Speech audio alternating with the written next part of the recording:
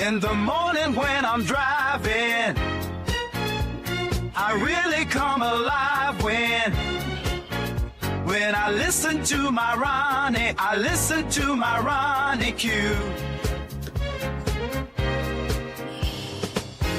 They are rare and they are few who can compare with Ronnie Q. So grab a chair, she's coming through. She's on the air, it's time for Ronnie Q.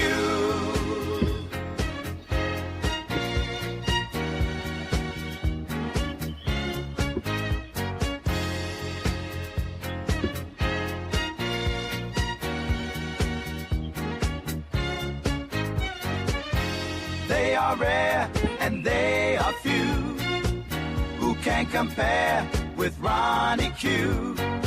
So grab a chair, she's coming through. She's on the air, it's time for Ronnie Q. Ronnie Q. It's time for Ronnie Q. Ronnie Q. It's time for Ronnie in the morning while I'm driving. Ronnie, I really come alive when it's time for Ronnie Q. I listen to my Ronnie. Ronnie, I listen to my Ronnie. It's time for Ronnie Q.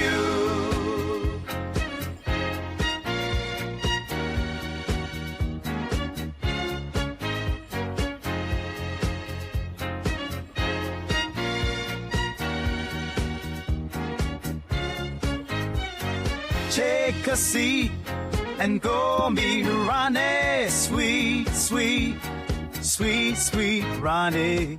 No day complete without my Ronnie. She can't be beat. Sweet. Grand Rising, Grand Rising. Thank you all for being here. Let me remove the kitty. Hold on.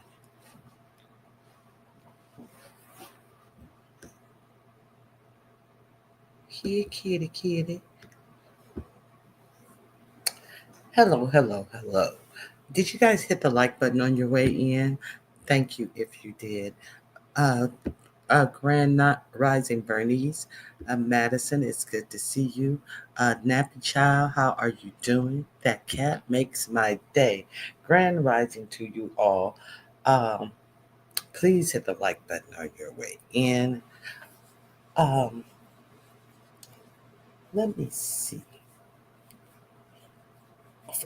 Oh, it's Friday. Thank God it's Friday. Friday. I missed Monday, and I was like, I think I'm gonna take Friday off, but I miss Monday. I can't miss Monday and Friday. I need to stay regular. So thank you guys for being here. Grand Rising, Grand Rising. Oh, Lady Swag, very Carrie. Thank you guys for being here. If you guys haven't visited Very Carrie this morning, maybe some of you have. Maybe why some of you are bright and spry this morning. She does brain teasers, and you should go over there and check her out. I see she played a quick game today. So you can go over there and familiarize yourself with Very Carrie if you never got up in the morning and played her brain teasers. It's fun, and it really wakes up the mind. So here's the link to Very Carrie's channel, and go over there and check her out, subscribe, and if you she's trying to get casket ready, but it ebbs and flow. If you want to go, what are you growling for? I don't want your treat. He's sitting over there growling at me like I don't play with my dog's food. And he if you get too close to him when he has a treat, he want to act like he's gonna eat you up like you're too close. Get out of here. So there's that. And yeah, she's trying to get casket ready, so she don't read people like she used to read people. But go over there to a View is a View page and check her out. Uh, let me find A View is a View. Here she is right here.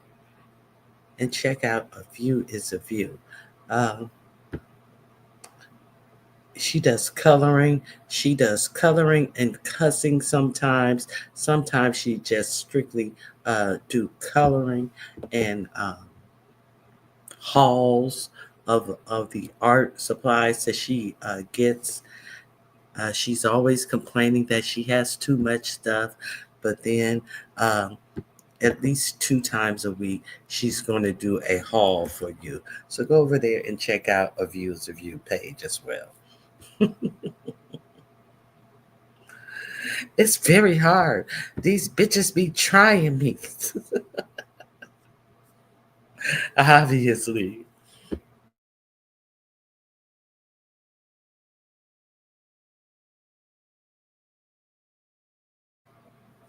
Well, so what's new? What are you guys doing this weekend? You guys have anything planned for the weekend?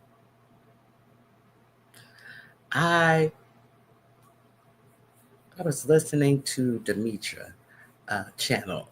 She has, I don't remember exactly the days that she has trial. Go over there and check her out as well. So usually I'll catch her in the middle, or I'll catch the trials and have to replay them and all that type of stuff. Let me see if I find it. Trial Watch with Demetra. Uh, if you haven't supported that channel, if you like true life, I don't know why. Hold on. Sometimes when I punch it in, it takes me to a regular page. It's a whole separate page that she does her trial watch on. I don't know. I'm only pulling up Demetra Lit all day. Let me see if I can find it over here. Okay, so I was over there at Demetra's channel yesterday. So she actually played a real trial on her trial watch show. So I figured, okay, let me go walk the. No, actually, I was outside. I got a new pack of fairy lights. Uh, so I'm gonna put a long. I got two long strings of lights. So I was like, okay, well let me put these up on the little fence around the patio. So at night, you have a little uh, fairy lights up. Very Carrie, can you find the trial watch? I can't see it on. I know I'm. I know I'm subscribed. And you know how you go down your subscribe list, and they don't really show them all. Even when you say show more, they don't show them all. Because every time I pull it up, I just get her regular page if I type it in the box. When you do all subscriptions, it don't give you all, because all my crochet and stuff don't come up. Uh, anyway, if you can help me, if very Carrie, I would appreciate that. Okay, so thank you. I appreciate that. I dropped it already. I love fairy lights. Okay, yeah. So I was putting my little fairy lights up on the patio while I was listening to the trial, and it's funny because the case that she's doing right now, they recently had it on the kind of like first 48 thing, and when I was listening to it, I was like, what happened to the female cop that they showed on the first 48? Or I think it was the first 48 I watched it on. And It was about the young Hispanic girl who uh, was walking home and went missing right outside of Atlanta. I think Gwinnett County or something like that. And she went missing, and they followed her on the little Apple thing, and they showed her pacing on her way home, like at a walking pace. And then all of a sudden, uh, her route changed and it started going real fast, like 40 miles per hour. So in the opposite direction. So they pretty much knew that she had to have been in a car. So they searched for her, they never found her. And a year later, somebody who was going back off in the woods, he found some skeletal remains, which winded up being her. Um, they were able to identify her by, there were no clothes. They were able to identify her by the fingernails and the hair color. That was her bones were like strewn about a little bit, and they had the picture of her that the day she went missing, so they could match the fingernail polish to a T. And her hair, she had it kind of bleached at the ends, and it had grown out maybe 6 to 8 inches. So two-tone hair. So she does trial watches on those type of cases. If you ever see these cases and you wonder, I wonder what happened in that case. I wonder what happened in this case. I think she has done at least 3 cases that I have uh, heard about or were heavily in the news, and then uh, after that, that's it. So I'll go over there and support a trial watch if you like that type of thing, or if you're wondering what happened in these cases.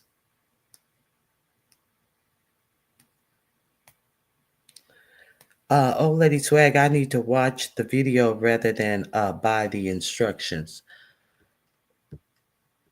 I love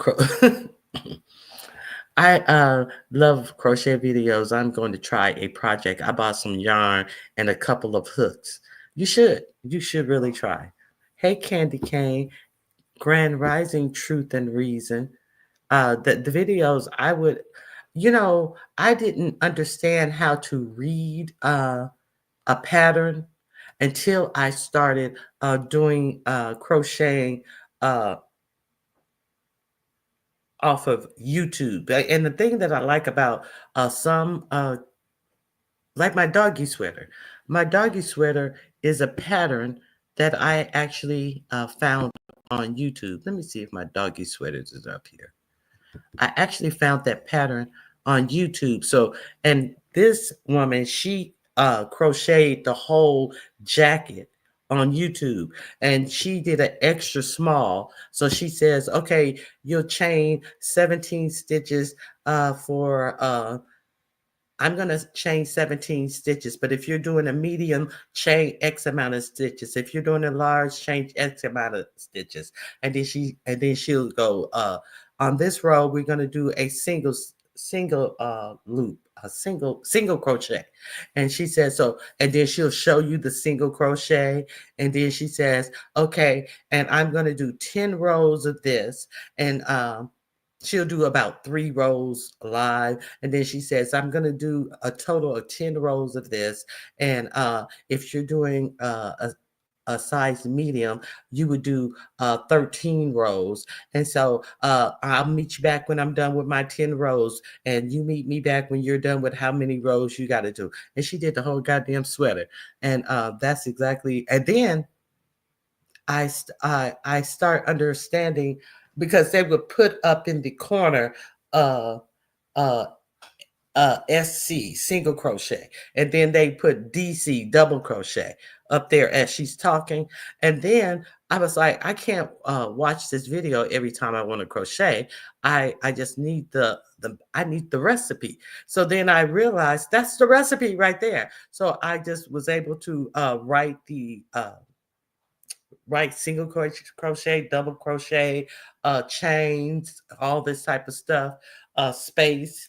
And I was able to write down the actual written pattern myself. So that's how I learned to actually write down a pattern. Let me see.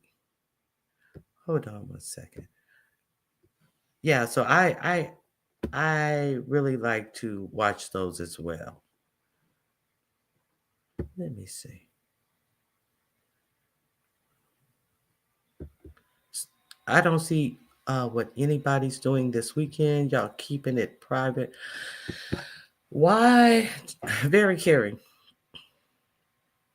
I realize people may have already talked about that, but child, I got a picture. Somebody sent me a picture of this lady sitting up on YouTube with her whole titty out. Her whole titty was out. I'll commend her. At least her titties wasn't hanging down at her navels like some of these people, many of them who are younger than her are. But at what point they said she was inebriated, let's say, while on vacation. So a lot of people were giving her the shout out and this, that, and the other. And but I'm just still at the point where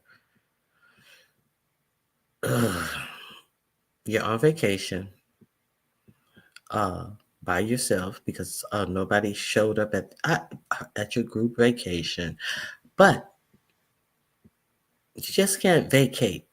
You can't vacate. You have to have your friends with you. So what do? You go live on YouTube. So I see that happened. Were any of you guys aware, or did any of you guys see that had happened? I was shocked. I didn't even hear about that on LSA, but I have been in and on and off my computer. I've been binge watching. I want to say narcs. So I haven't been on my computer a lot and doing things on my patio, planting flowers and everything, and getting my summer plantings down. Did anybody hear about that? Let me see what you guys are saying. I know some of you guys are like, girl, you didn't know about that. Girl, that is old.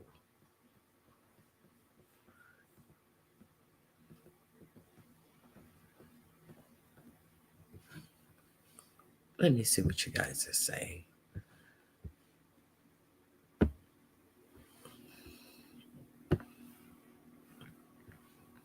No shame. We saw that shit. That picture was hell on the eyes. Solo group vacation. I heard Jay Wilson talked about it. I typed in the channel to look, but I just can't watch her. And she left it up. Truth and Reason. I'm so sad. I'm so in and out, but I saw that picture and some videos. Oh. She was trying to make friends with people. It was so cringy. Will you be my friend? I'll give you some candy. Will you be my friend? Oh, wow. Now, I did, there was a link sent to, someone did talk about it on LSA, and they said that it was so, kind of what Very Carey said, so cringy or something to that effect, to watch her go to the line dance place and cheering the people on like a cheerleader, and like she knew these people, like, hey, and then I hit the link. And why did I hear? And I thought that sometimes they'll make a GIF or just put a short clip in, but it was the actual video. And I was watching, and then I was like, well, how much of this is gonna go on? And I watched for maybe a good 5 minutes, and then I red ball through a little bit. And the first time I put it on the red ball, it was a long ass video, so I like clipped through it and through it and through it. She stayed there over, I don't know, a whole lot of songs, and she was just, hey, hey, hey. And it was a young black couple came by, and she was like, hey, I remember I saw you from, I think she said she was from YouTube. See, it be people from YouTube. I think she did say she was from YouTube. Uh, but I don't know what part of YouTube. I didn't recognize the lady. She didn't call the lady's name or anything. And then lady kind of like, oh, hey, hey girl, hey, and started talking to her man, so Tracy would leave her alone. And then they start doing the dances and stuff. And she's like, oh, go left foot. And I was like, I can't watch this whole video. There is no way I can watch this whole video. So she wants to put on the show so the streets can talk. Stop it. I can't unsee that picture. Kingsmina, did I say Grand Rising? Grand Rising. My tits sit up nice, but only my man who pays all my bills get to see them. Hello.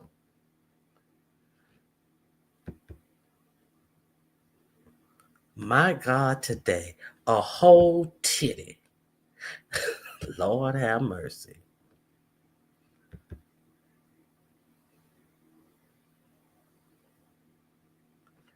Good morning, Lee Brand New. I mean Grand Rising, not good morning. I'm working on is it called Kufi cap? Is it Kufi or Cuffy? Kufi, I think. I think it's a Kufi. Very curious said, I tried a flower or two. They didn't look so good. I can only do chain. You can do more than chains. You can definitely do more than chains. They have some videos that'll show you just how to do specific stitches. If you want to learn how to do a double crochet, a single crochet, a double crochet, and they'll do it in a good yarn where you can see the stitches, and then they'll go slow, and then they'll take you through the stitches.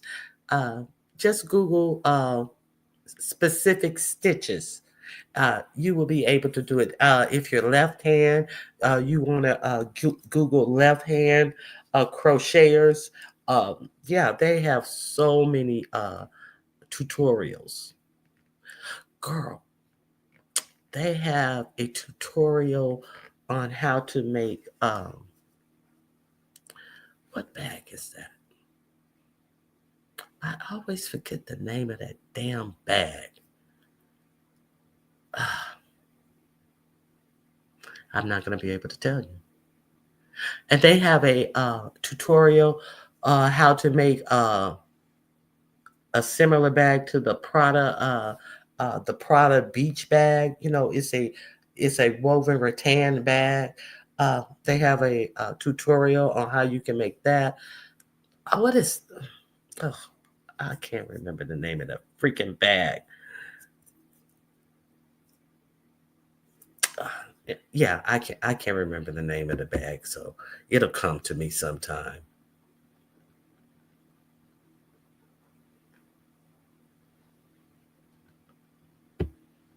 I saw a clip of her with a bunch of YouTube folks. She had her camera telling them to say hi to YouTube. Nobody uttered a word. Oh my God. Oh my God. So they had their own channels. They weren't YouTube people from this sector, is what you're saying, Very Gary?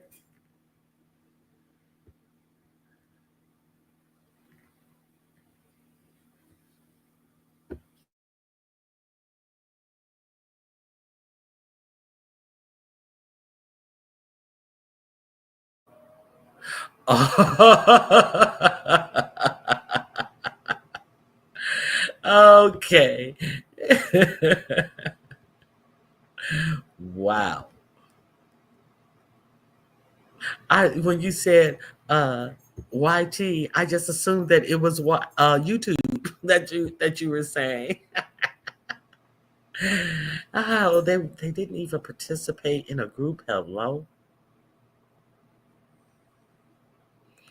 I would have called security on her ass with all that damn screaming.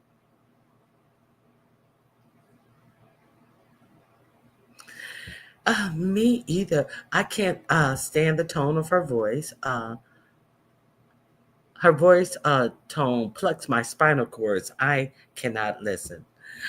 Me either of you. It makes me wonder how I used to endure it. Don't want that candy. You ain't gonna be my friend if I give you some candy. Can you guys please click on the like button? And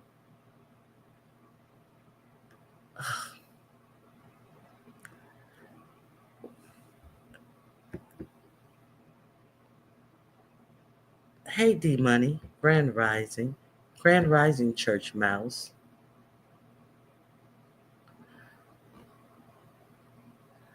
I understand. You understand me thinking YT meant YouTube. What? Hold on. 1 second. Nobody's telling me what you're doing it this weekend though, huh? No plans? Just living? You just plan to live? That's the best I can do too. That's plan number one.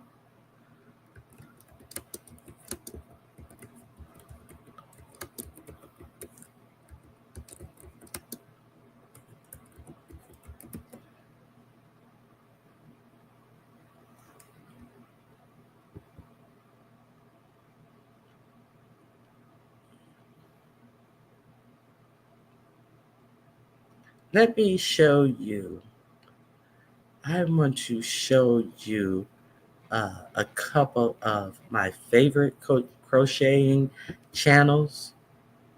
This girl, I love, love, love, love, love, love. I may not show you guys her. You guys gonna be biting her style before I can. I'm gonna show her. I'm gonna show her to you. And she actually sells her bags, and the packaging is so beautiful. Oh my goodness. Let me show. Okay, let me find one of her unboxing videos. She is a beast. She's an African lady. Oh, you guys will love her channel. I hate that she does so many shorts. She don't tell you. This is called the Oreo style bag. They call this the Oreo bag, but she does some clothing too. Let me find an unboxing of her stuff. Beautiful, beautiful work. Bear with me, guys. I'm not going to give you her link. I'm going to keep her to myself. YouTube's best kept crocheting secret. No, I'm just kidding. Oh, let me show you this bag. Her bags. I'm going to show you two bags. I'm trying to find the unboxing video.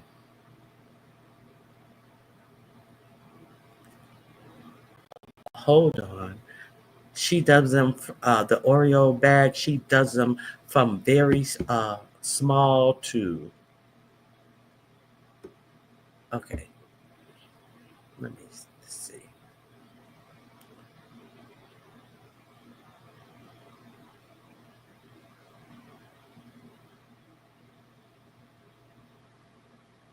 Okay, so this is her packing order.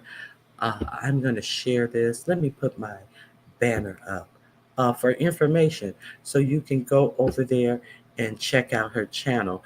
I'm using this under the fair use to show you a good channel where this young lady is so inspiring with the things that she crochet.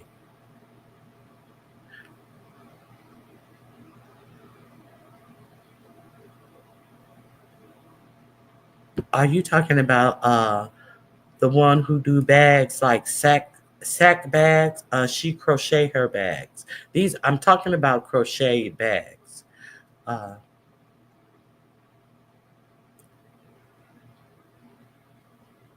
I need to throw some stuff out.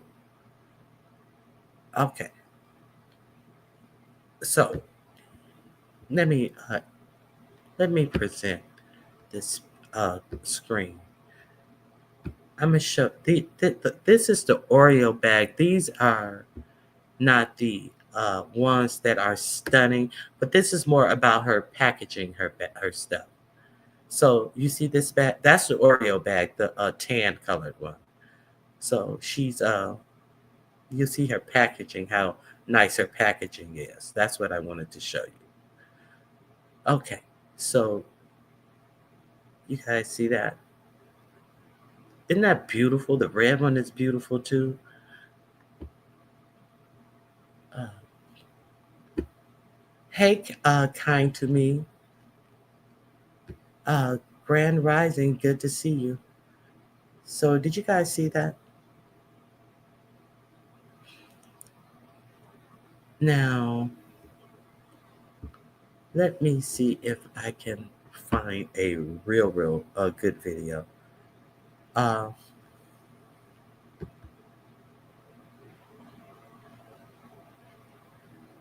okay, once hold, bear with me.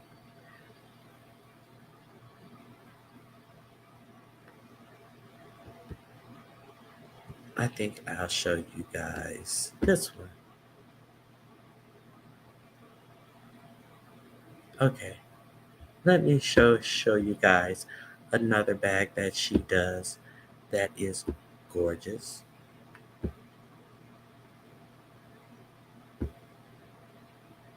Here we go.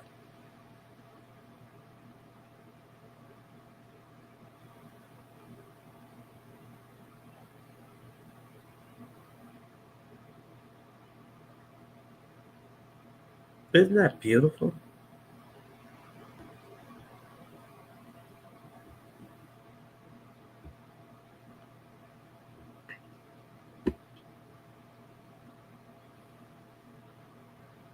You talking about the damn box.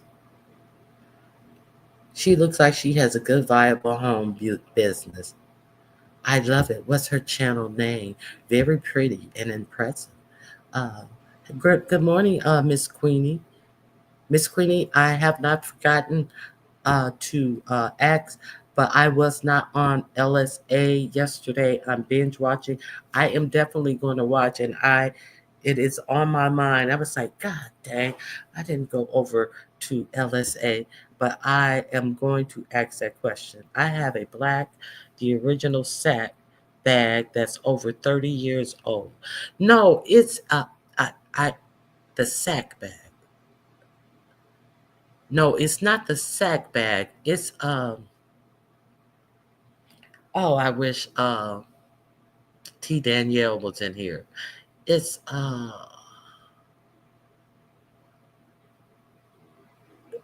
it's a Bottega bag. Is it a Bottega bag? Oh, I can't remember what bag it is.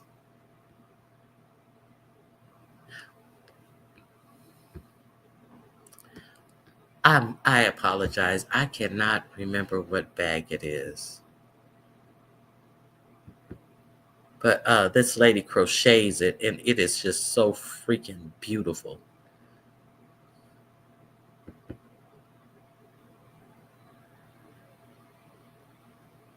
Okay, let me find one more video. I'm trying to find a particular. Let me see.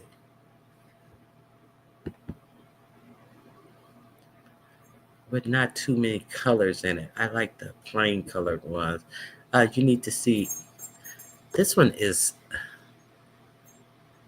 I'll show you this Oreo bag. It's kind of big, but she does them from time. Okay, this is a good.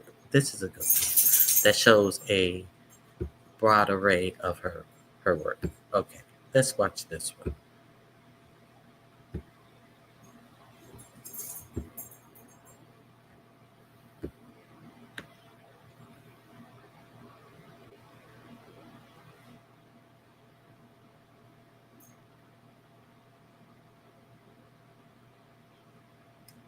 From tiny to huge. I love her work. You guys want to know who she is? I don't like knitting. I definitely I definitely don't like knitting. No problem. Thanks for thinking about me. And I thought about you before I even saw you because I'm definitely going to. The original sack is the name of the bag, of the designer bag. They've been around for years and they are crochet bags. And this lady has the nerves to be cute with her adorable bags. Okay, so let me. I love her bag. Oh, this one in gold. What is this one? Look at this one. Ah, she gonna strike me. I keep showing all of her bags. Oh, I love this bag as well. I'm just really in love with the Oreo bag. Can you look at this one? It looks like it's leather, doesn't it? Doesn't that look like it's some gold leather? I love her work. Love, love, love her work.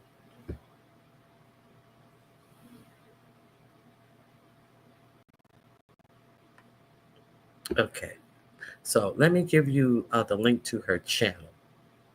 She she doesn't do tutorials or anything. This is strictly her business. So she gives you her contact information where you can contact her. And let me see one more thing. One more thing. Hold on one second.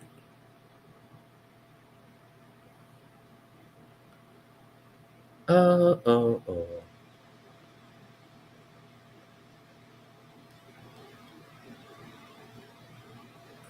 Did I show you guys this one? Let me see.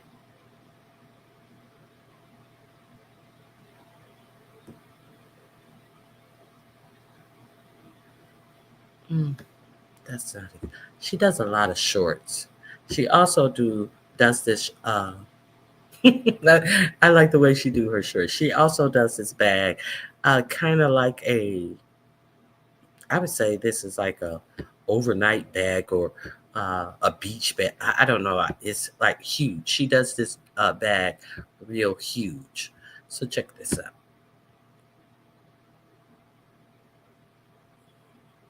I say that's an overnight bag or something like that. You can almost call it luggage. So she does them in various sizes. Okay, you guys want her page?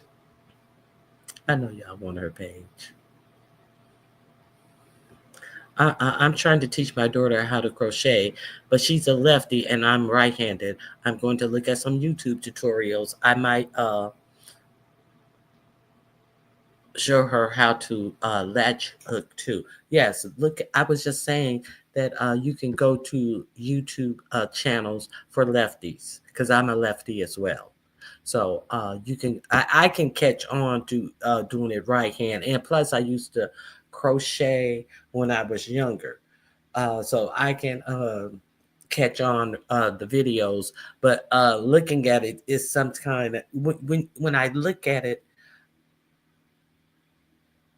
it's something extra that goes into it if I watch a right hand person do it, but I can do it with my left hand because they go a different direction when they're crocheting than the left hand person go. So you got to get used to watching it, and your work is going to the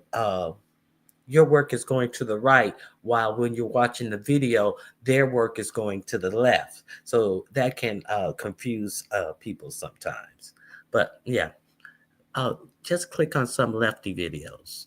Okay, let me drop her link. I was looking for her page. I was talking about her in one of my lives last year, but I couldn't remember her name or channel. Who who the original set? This young lady here, Auntie Donna, you're talking about? Okay. Is her channel is Hooked by Lady. Um let me show you one more thing. I'll show you some of her thumbnails that are on her page, and I'm gonna drop the link in the description box. Let's check out her thumbnails. Yeah, you guys can see. What Auntie Donna say? Uh, the girl you're showing on the video. Okay. Hooked by Lady is her page. I'm going to drop it in the link. Here we go. And she just opened her new shop. She has really grown in the past. I think I've known about her over a year. But since I've gotten to her page, she has really, really grown. See, she makes this bag huge, and then she makes it smaller. She does some clothes. Um, I think this is a good one right here. Let me see.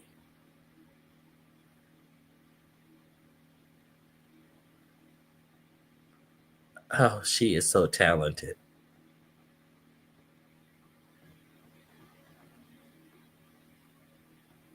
Okay. All right. Let's go back. So, you may want to make a purchase from her. Um, just fabulous design she does.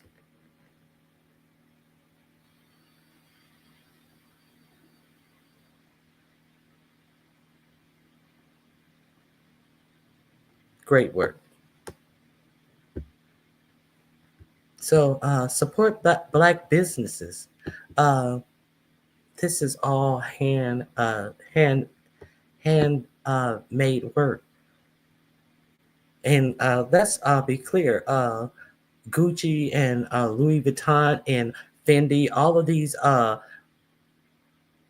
name brand name purses are not even well made anymore. Most of the purses are made in one shop. One They're not made in Italy and all of that stuff anymore.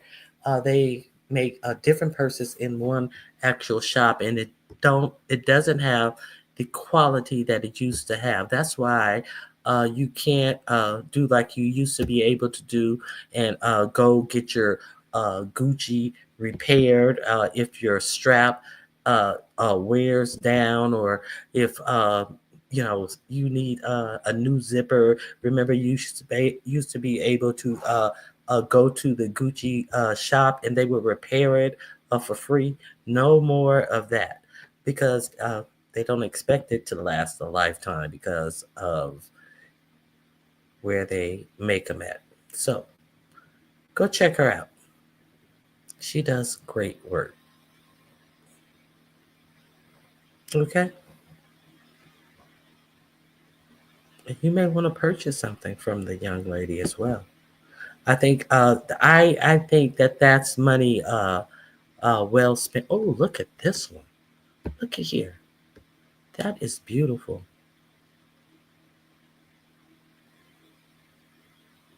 I hate that they have this thing on it. Oh, there you go. You can see it a little better.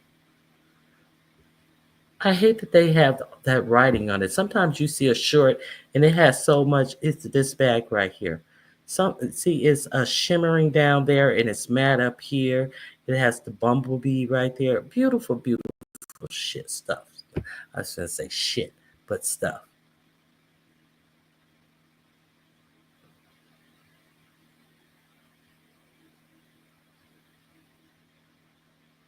Oh, she has a little Shih Tzu dog too.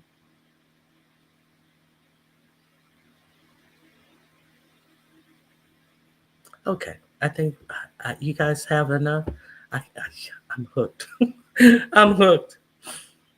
She has a sense of humor.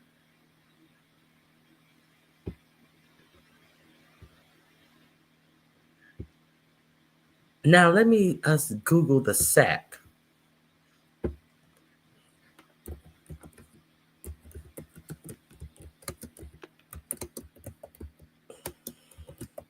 and see if I can find that. Um,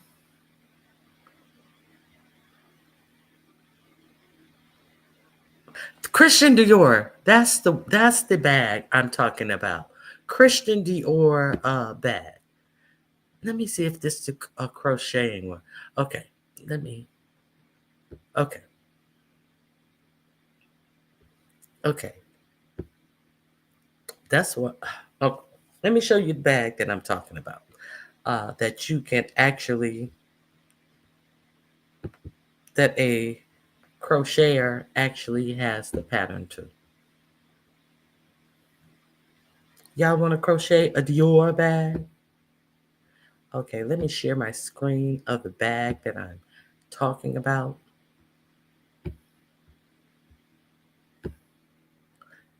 Have you guys ever seen this? I'm pretty sure you've seen the tote in different things, but I know Auntie Donna. I'm gonna go back to it. Uh, I'm gonna go back to the sack one, but I was trying to think of this bag prior to you. I'm gonna go back to the original sack. So you guys have seen this one. This is a Christian Dior. So let me find the see if I can find the young lady who actually crochets this bag, something similar. And she even, I think she even crochets the letters on as well. Okay, let me go back.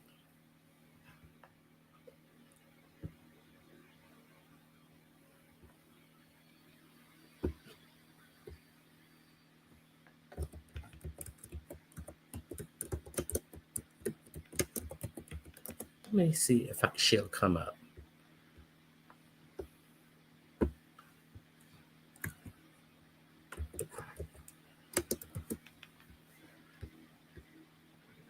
Mm, yes, a Christian Dior crochet bag, free pattern. So let me see. They have actually a chick who recreated the Christian Dior saddle bag. Uh,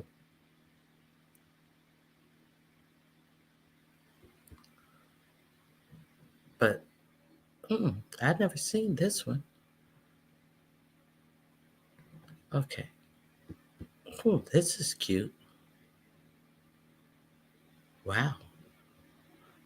Okay.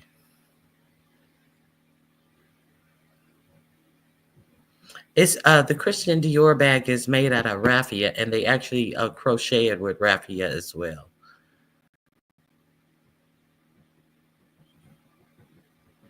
So here it is. Yeah, this is the woman right here. I'm going to show you. Let me see. Hold on. I gotta get through her commercial.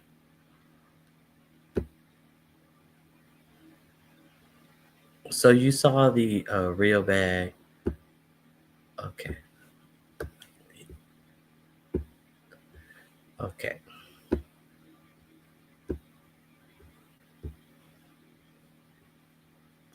Her channel is called Knitting Hands. Okay, here she is uh, with her bag.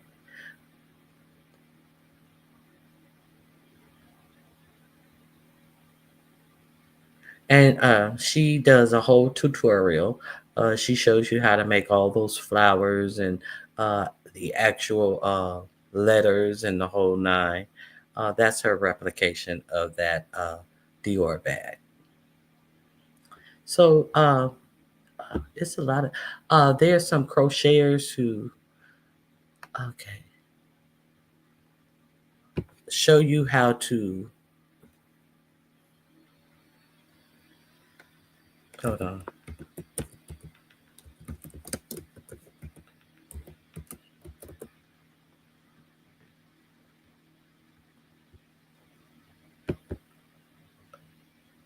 Um, I've never been to this channel, but this is an example of what I'm talking about. How to put Louis Vuitton and its symbols on the bags and things like that. Uh, so, and doing the crochet patterns.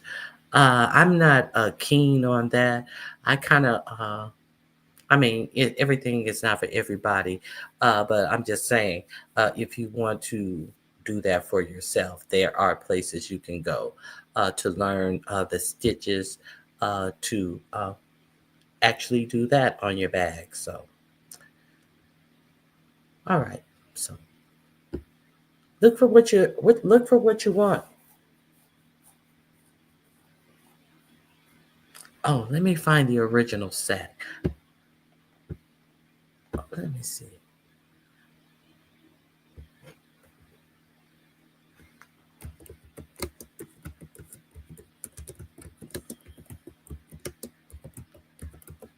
Let me see.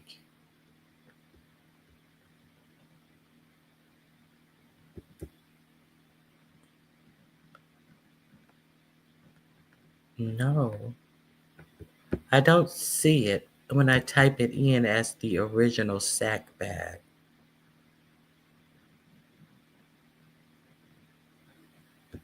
No.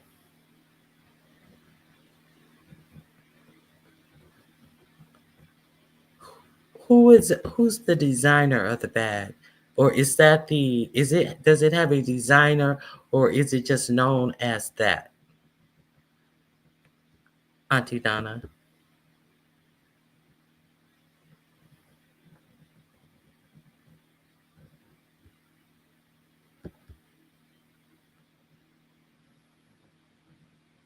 No, I don't see it.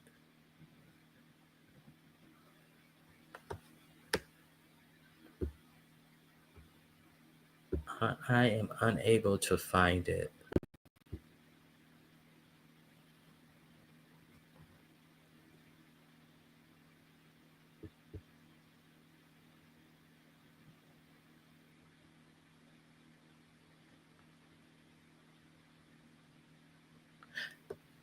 Oh, let me show you guys this. They don't show you how to make these bags, but they have the most unique and beautiful bags on this channel. I'm gonna put it on double speed. Okay, let me enlarge the screen. They have the most beautiful, unique crocheted bags on this channel. Let me present my screen. While people talking about people who crochet make some money. Motherfuckers with no talent always want to undercut black businesses. That's what it is. People don't respect black businesses. That's what it is. Motherfuckers who can't make nothing but a turd in the toilet don't respect black businesses and the time people put into their work. Are these unique? I mean, I've seen a page where they are more beautiful than these.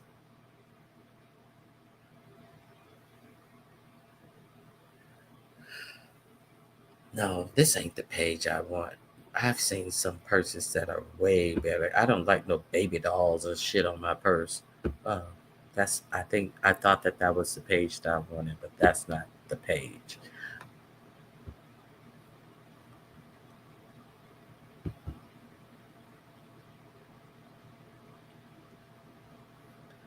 I don't want no doll babies on my purse. That's what my father used to call them. Come get your doll babies out of here. Have you guys ever heard of it? Heard of that? Doll babies instead of baby dolls. Where is Jill? Is Jill at work? Calling Jill to the principal's office. Calling Miss Jill to the principal office. Um, I can't find the sack bag.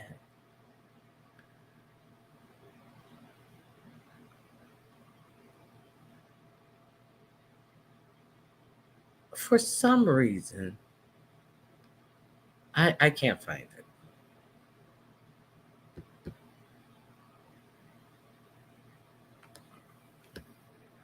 it. Hold on one second. Oh,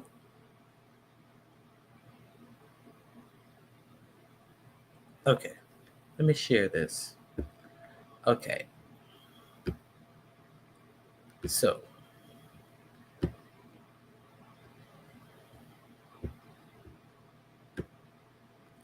okay, we see the Christian Dior bag up here.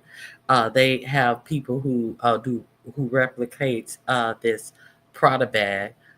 This is a $2,500 dollar bag.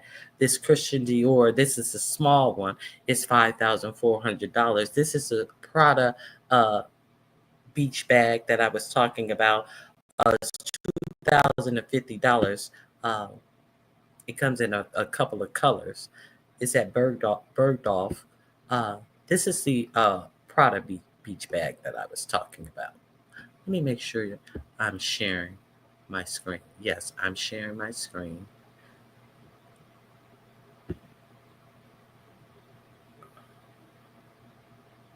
How come the Prada bag didn't come up? This is the Prada bag. Uh, hmm. I don't know why it's not showing that. Maybe because I changed screen. Oh, it went to another screen. Let me stop sharing.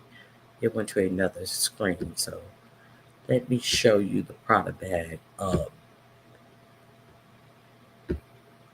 Okay. So that's the little Prada bag. It costs $2,050. So they have a DIY pattern. Let me, I'll find that. When I find it, I will share the screen.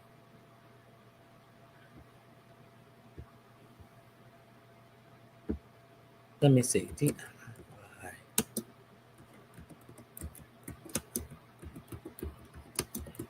They have a couple of people who have patterns for this, but there is one person who has that pattern. Uh, it looks strikingly similar. So if that's your thing, uh, I may not be able to find it now. Dang it! Dang it! Dang it!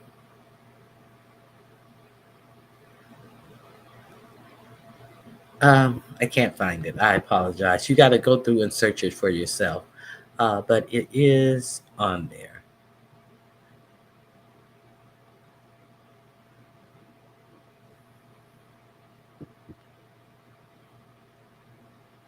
Hmm.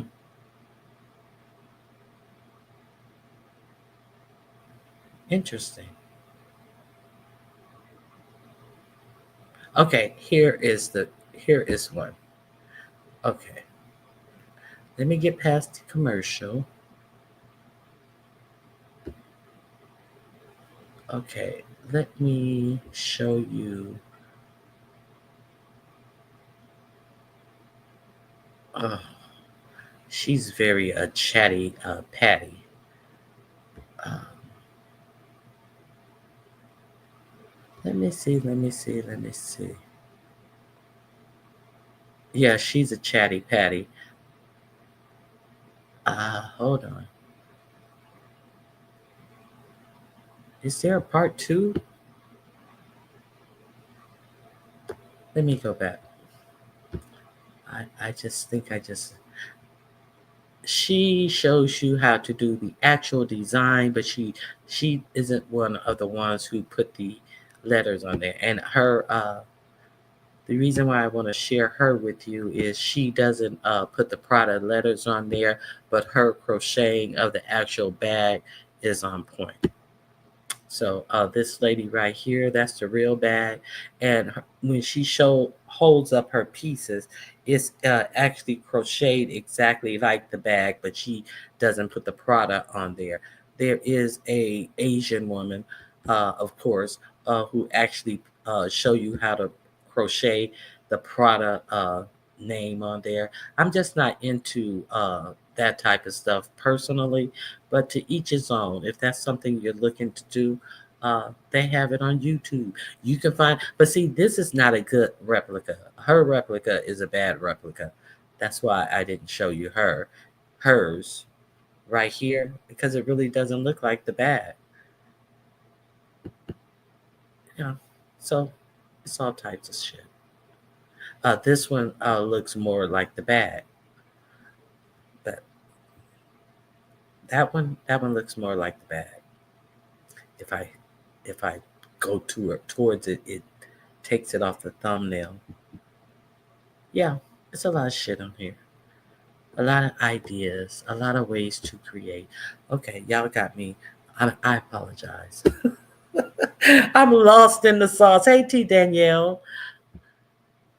I was trying to think of a bag, and I was like, if T. Danielle was in here, she would know what bag I'm talking about. I was talking about that Dior bag. I was showing them how there's a woman on here who does that Dior tote bag, uh, the one that's made out of raffia. So I was able to find the bag. So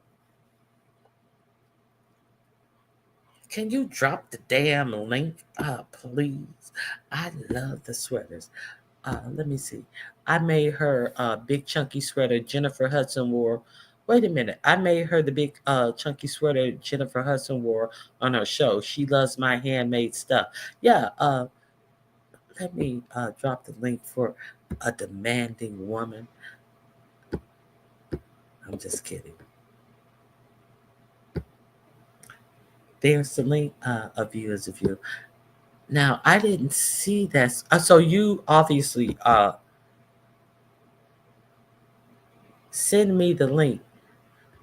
You want the link to the lady who did the Dior, the Dior purse. Is that what you're saying, T. Danielle?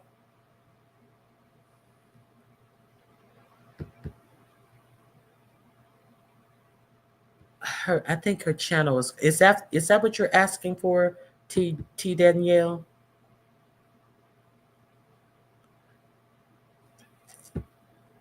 A view is a view. There's the link.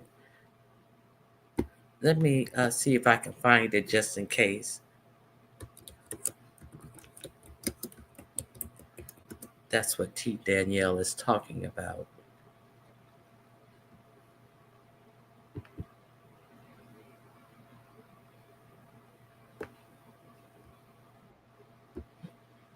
I'm coming with you as a view.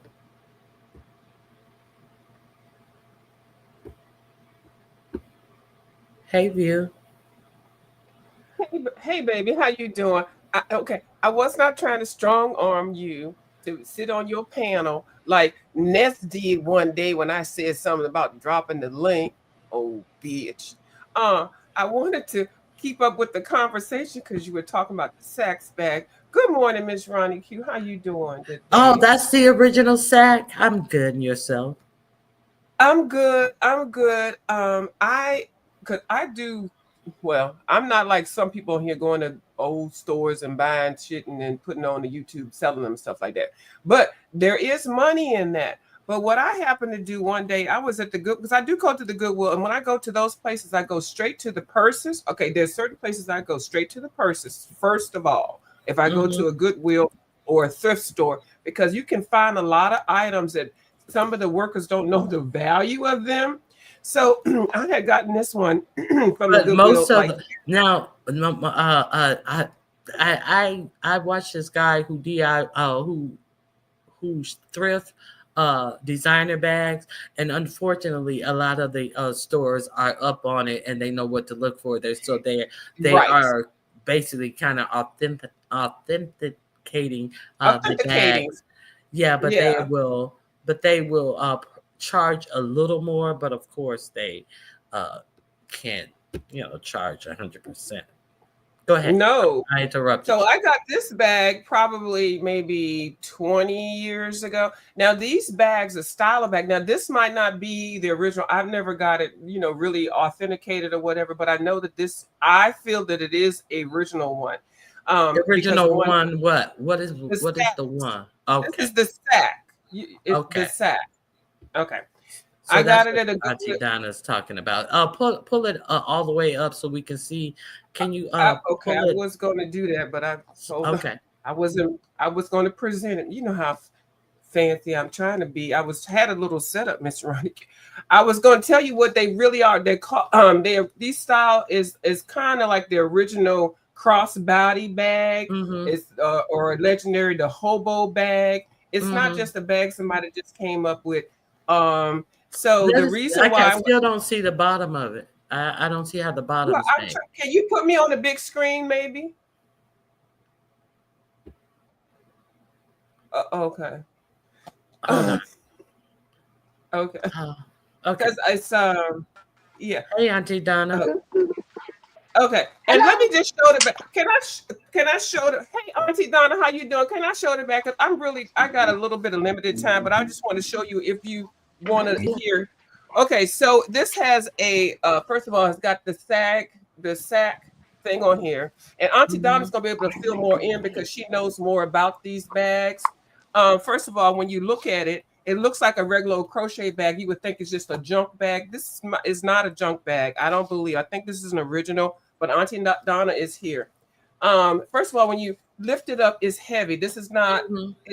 It's reinforced, but it may be a fake. I don't know. It So doesn't hold look on. like it's a fake. It doesn't look like it. No, it So doesn't, because it has all the tags and And the lining and the metal of the bag. hi, can y'all hear me? yeah, we can hear You you. Can I Hello? yeah, finish real yeah. quick? What I was gonna say, Yeah. and then Well, I I gotta was get off gonna of here. I was gonna tell you if it was real or not, but you go ahead. I'll tell you after you finish. And let me know because I don't think it is real. That's what I don't think. But anyway, it's first of all, it's very heavy. It's super lined. It's made. It's not just a cheapo crochet bag. The crochet bags were everything back in the day. They came out in the 1980s or 90s, but they're more olden style, like hobo style. I don't mean and hobo sounds like a bad word, but it's not a bad word. And it's the original body cross thing that's longer here. You can put a whole lot of stuff in here. It was meant for you to go out in the day and bring a lot of stuff in because they're expandable, kind of like in a way. But the way that this one is made is very good quality. So that's what I was looking for when I said I wanted to crochet a bag. I didn't know y'all was into this kind of stuff. Girl. Okay, that's all I got for you all. I have really got to go, but yeah, I wanted to show that. So this Can I see? Can I? Do you have? Okay. Yeah. All right. Where's the medallion, the round medallion that hangs off the side? Do you have that with it?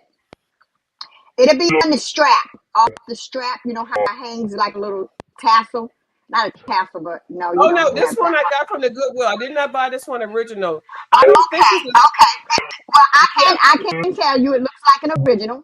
The only but thing it's it's missing is that little round piece that hangs off and it's a circle oh and it say the original sack. oh But But really? that's probably why it's at the Goodwill. It's the writing of Mm-hmm. It's the best Pam, if you bag. can hold the zipper pull up as slowly and steadily, is that the actual writing?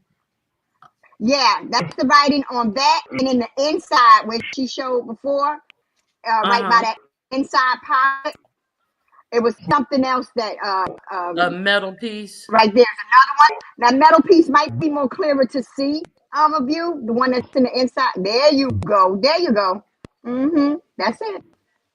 It's an original. That's what made me think it was an original, because the metal piece on the inside in the lining. I'm not even familiar with a bag, but when I saw that, I was like, no, people don't do all that detail, especially on the zipper pulls. And it's a metal piece, not just a little piece of fabric. So it's Now, easy to make fabric bags. yeah, Ronnie Go ahead. Q, a couple of years ago, I was talking about that bag by that young lady. Because we were talking about, it was around that time we had the blackout with the Gucci and all of them with the designer bags. And I was saying my next dream bag, if I had a good piece of money, my next designer bag, and I was talking about the African girl that you just showed. Now, this is some Mm-hmm. years back, because they started promoting her a little bit on Instagram around that time after the Gucci thing. They was like, why y'all out here buying these Gucci's and Louis, buy from our own people around that time. Now, Mm-hmm. it reminded me of my sack bag. Now, to let you know, Mm-hmm. my background is in handbags. I work for stock. Oh. I work Oh, stock okay. at Macy's. Mm-hmm. Well, I started in stock. I worked my way up, but I started in stock at Macy's, and I treated myself to an original sack bag, and that was that bag. Like what I sent it to your DM. I still have that bag. I wear that bag today all the time. Well, most time, because of COVID, because you can also wash those bags. And when me Mm-hmm. work and what you said about the quality of the bags, actually in designer bags, I don't know about now, but I'm talking about, this is the early no, not 60s, early 80s, early 90s, late 80s. I'm talking about handbags. That's when I started working there. And the only bags on that floor that was real leather was Coach, Dunia Burke, and Movada. All the rest of those, Louis, Fendi, Gucci, all the rest of them, the only thing is leather is the hardware. Yeah, well, they do. Louis and Gucci do have some leather bags, but the original bag, those are made out of canvas. With the Gucci, the original Gucci, and the Louis, that's actually canvas trimmed in Yeah, leather. You're right. yeah. You're exactly right. And I still got that bag. When COVID hit, I went back to my sack bag. It's black. It goes over, and you can shove a lot in it. I sent you a picture to your DM because I was looking Okay. for another one. I wanted another one. I wanted to buy other colors. And yeah, it takes you back to like Woodstock days, the hobo days, like what View was saying. And it's comfortable. And it's a comfortable bag. And if the strap get long, you can always tie a knot up at the top. But all these years I've had mine still is, I didn't have to tie a knot on mine yet. Oh, I understand. After Because it is stretched out over time, yeah. yeah, But that's what's good about the that raffia bag, that Christian Dior raffia bag. Those usually don't stretch. So right. Okay, I'm gonna let you go on with your commentary. 'Cause I was trying to make me my little first product of my little cup of coffee, and I ain't put on my medicine yet. So okay. I was trying to describe it to you. That's why I was like, never mind. I don't even think they make them no more. Because I've had to look on Facebook Marketplace and over at Pinterest and places like that to look for You another need to go original bag. to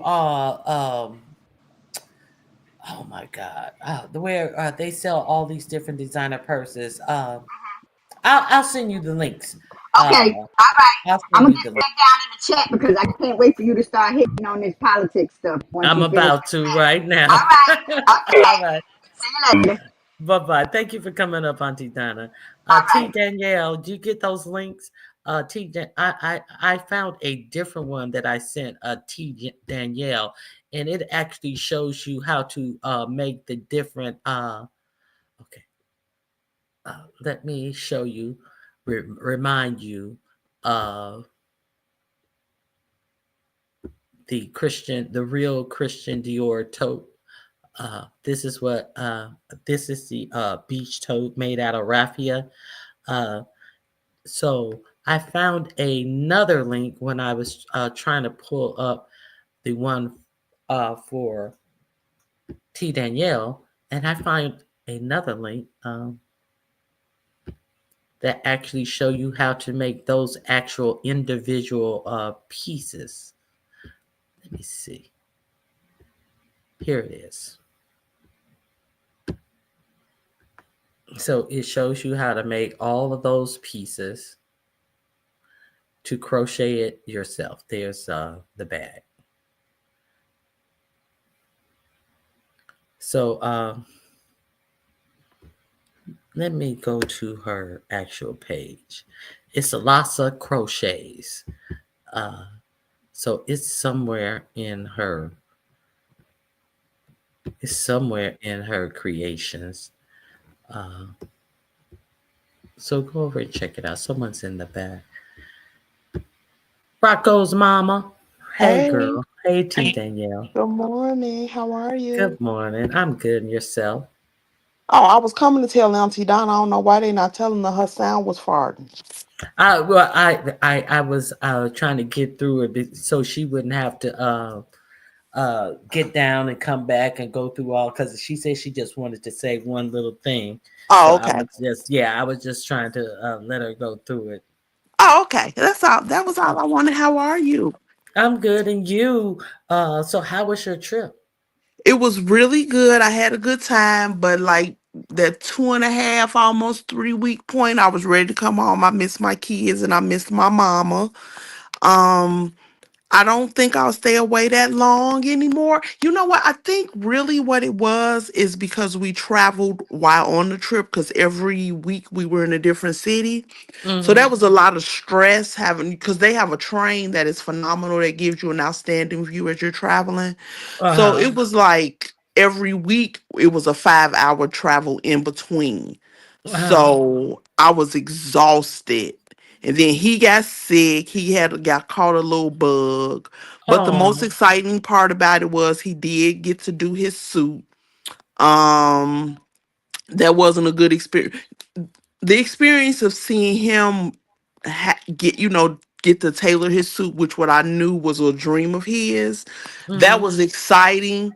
But like I had told you before, I tried to do it over the phone. Their accents are so thick, I couldn't do it. But then even just actually being in the tailor going through it, it was getting on my nerves, Ronnie Q. And I'm a Why? shopper. And I thought I had all the patience in the world for shopping, but that was too much. And my husband was like, oh my God, it was all these fabrics and colors, and he didn't know all the Oh, he options was he had for. overwhelmed. Babe, Uh-huh. it wasn't that he was overwhelmed. He was enjoyed it. Now, keep in mind, when he Oh. shops them with my ass, he complained the whole time, but he was Mm-hmm. enjoying this. And I Oh. said, the same excitement that you're feeling now is what me and my daughter feel when we shopping. Mm-hmm. And, So and he, now you got exhausted. Like, oh. yeah, I was like, I'm going up the road and go get me something to eat or something, because this is getting on my nerve. Because I thought we would be in and out maybe an hour. Girl, by hour two, I was like, oh my God, I gotta go. This is getting on my nerves. Because they of course measuring him, and because that's a European measuring, and oh my God, it was but my trip was absolutely phenomenal. The food is good, good, good. The drinks are good. We went wine tasting, we went on the gondolas, we did a couple museum tours. Oh my God, that sounds so fun. Yeah, the all-time the best city in my opinion, and I have to ask him, was Portofino. That is absolutely, oh, picturesque. The people are nicer. My experience with the people, they seemed a little mean to me. Uh-huh. and I don't know if it was a language barrier or whatever, but to me they just seemed kind of mean. But I Uh-huh. mean, I But won't. not in Portofino, you found the people different or The more friendlier. Portofino, they were friendlier. They were friendlier, and it Oh. could just be me, just because I talk too much, I'm loud or whatever. So it Hmm. could just be me. But that was my, I was just kind of like, okay, Italian people are kind of mean, but okay, whatever. I'm not here for them. But all in all, the trip was really good. But I was ready to come home. Oh, I am. That sounds so. Now, what all do you want to say? What all cities that you went to? I've been saying it anyway. We went to Okay. Florence, we went to Rome, Portofino, and Naples. 1 week in Oh each city. wow, Yeah. that sounds so cool. Yeah. And then, Yeah. like I said, there's a train that takes you from each city. Now, how long was the flight over there? That's that real fast train, Uh-huh. right? Yeah. Yes, Mm-hmm. yes.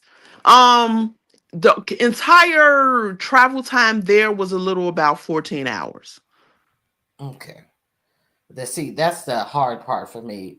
You know I what? It would really have isn't. It really isn't. Obviously, if you flying coach, it's a little. I did business class, I was just gonna so say I would have to fly no less than business. yeah, Uh, we did business class. mhm. And because I mean, well, you've seen my picture. We're not short people. I'm not tall, but we're not short. So we had to have leg room. I really slept most of the travel time, and which is just what I do when I travel anyway, because it just Anyway, shortens the time. hmm, So yes, it like does. those couple days before we left, I just didn't sleep. Now, did your business class was it the kind that had the little suites or whatever that you could close off from the aisles and shit and turn your seat into a bed? Now that's first class. I can't afford that. No, they got that. Some business class have that too. Well, we didn't have that, but we were a little separated. But I know what you're talking about with the little partitions and all that. Yeah, they We call didn't it a have, suite. Hmm. yeah, we didn't, no, we didn't have that. It But we, depends on what airline you fly. I was surprised that I think it's I forget what airline. I was surprised that they had it too. I think I all was airlines actually have it. You just have to be willing to pay for it. But I mean, for no, me, I meant in business class. They actually have it. Yeah, I understand what you're saying. But business but class, you're not sitting cheek to cheek. You got the partitioner And you in know what? between We you and were stuff. blessed enough that our flights weren't packed. So we had a little bit more room. Now if you're flying, because I have flown abroad on a long flight. Matter of fact, when we went to well, not we, when I went to Thailand with my brother, our flight was packed. Packed. Uh-huh. So, but he can afford a little bit more than me because he don't have anybody to take care of but himself. Uh-huh. So that was different. But the flight was packed. But we had the little curtain. We didn't have to deal with them. Of course, we can have different food, and that's a much longer travel time. Right. But it wasn't awful.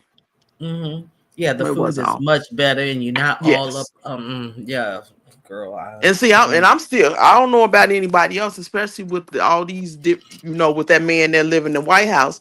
Um, I still wear my mask and everything. girl, they stopped the funding for Ebola in that emergency federal stop, and See then they there? said, "Oh, we're gonna start it back up," and they still ain't started it back up, and they have went to court, been demanded to start it up, and then they took it to the Supreme Court. The Supreme Court didn't side with them. They already had a court order to uh release those funds that were dispersed, and they still haven't released them. And one of the funds is the Ebola fund, and they came out See? and lied and said that they had restarted it. Now, the reason why you're funding in these other countries that have these diseases, so exactly what you're saying, a person who don't know it get on a flight and contaminate the Mm-hmm. whole flight or And can ship tonight or whatever, contaminate and everybody's sick, and then with these and they planes get off falling and out the sky and everything else. We got a lot going on, but that's that. And every time, because one of the people I work with, I don't want to hear it. That's who you voted for, right? Mm-hmm. because And she is not, she wasn't kissed by nature's son. mm-hmm. And what most people don't realize is the bulk of the people who are the downtrodden are not us. Exactly. I'm trying to Exactly. say it YouTube friendly, but you Exactly. get my point. Yes. I understand exactly what you're saying. But that's who And you guys wanted. And we used to not having and having to work hard to get what we want. So this is no new position for us. And I don't know who I was listening to yesterday. Unfortunately, we've been here before and we've survived before. It's just a shame that here we are in 2025 having to live like back in the day, which is a shame. But this is what you guys wanted, right? the thing about it is, I was going to talk about this today. It seems like they're trying to get us up riled for a reason. Now, I'm going Yeah. to talk about Yeah. uh, the Muskie character. We already talked about that once he pardoned those January 6 people. I had said, once he did that, I said, watch he try to pardon Derek Chauvin. And I was talked about it a little yesterday because it came on the news, and somebody in my chat was talking about it, that Musk wanted to pardon Chauvin.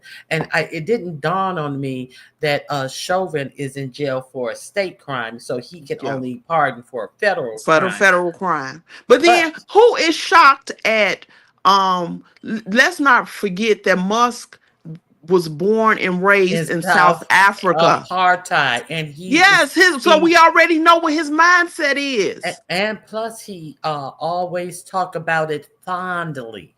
Yep. Okay, so what I wanted to say was he can get pardoned by 45, 47 because he does have some federal hate crimes that he has 20 years for, that he's serving in succession Mhm. with the state crimes, but he still can't let him out of jail.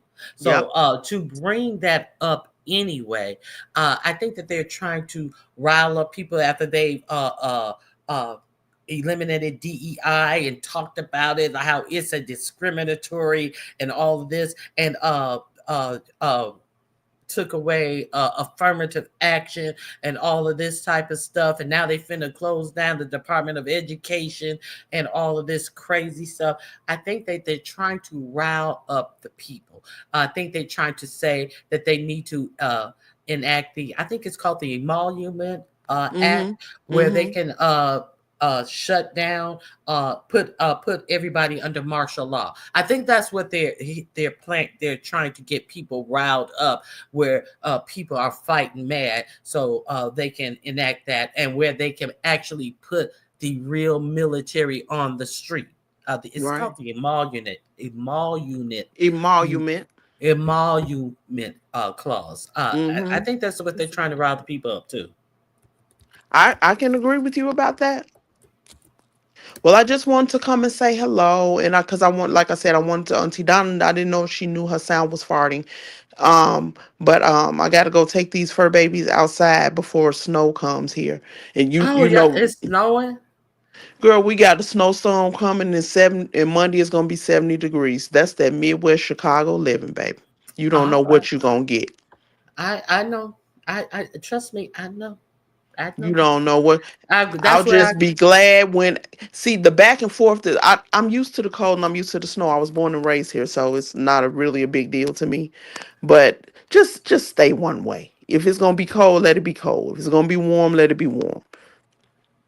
Um. Yeah, but at least it's gonna melt soon. Yeah, my baby, it's track season. And if you anybody knows anything about track, the only thing that stops them from running is lightning. So whether it's snow below zero, I gotta be out there on them bleachers, on those cold bleachers for her running. You The only you time they mean will. to support her? Yeah, I'm the mom. I'm a track Oh, mom. okay, I'm a cheer mom. okay, I'm a basketball mom, and I'm a volleyball mom. At that's least right. those other sports are indoors. Track, the only time they will stop track is for lightning. They don't care if it's raining. They don't care if it's snowing. They're gonna run. All right. So check the back chat. Check the back chat. Okay. Oh, I know exactly what it is. My husband from out that way. Where? Don't say. I'll check the back chat. Oak Park. My aunt lives there. Really? Yep. Yes, Mm-hmm. sure does. I know exactly what that is. I know exactly what it is. But Mhm. they giving me the look because they got to use the bathroom, so I got to get out of here. I understand. All I'll right. talk to you soon. I'll talk to you later. Bye All right, bye. bye-bye. All right. Thanks to Danielle for coming up. A View is a View for coming up. I appreciate you guys being here. I'm a basketball mom. Gotta support the kids. How did your game go yesterday? Your field trip?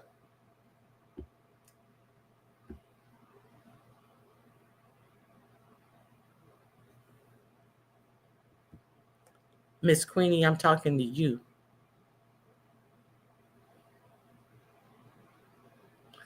Okay, I'll wait for Miss Queenie. Okay, so let me see what we're going to talk about today. What do I have that I wanted to talk about? The field trip was great. I am glad to hear that. And you're no worse for wear. Your nerves are not shattered. Okay. So I'm glad you made it through. I remember you were just like, oh God, it's about to go down. Okay. The things that are in my description box that I was going to talk about is France standing on business. Oh, what am I saying? Uh, re, uh, Revoking. That's supposed to be. I was like, what am I trying to say? I misspelled revoking the status of the Ukraine in the U.S. Loud, dumb, and wrong. The reactions to France standing on business. Pardon me. I went over a little of this. Pardon me with T Danielle. That's the pardon me. Rocket blows up. Deleted receipts. Al Green censures. The Democrats being weak. Uh, Doge experts quit. Drown this shot. John Bolton drags 45, 47. $5 million bribes and blow the whistle. Got a lot of stuff that I wanted to share with you. So let's see us France standing on business. Okay. I'm going to have to turn up the volume.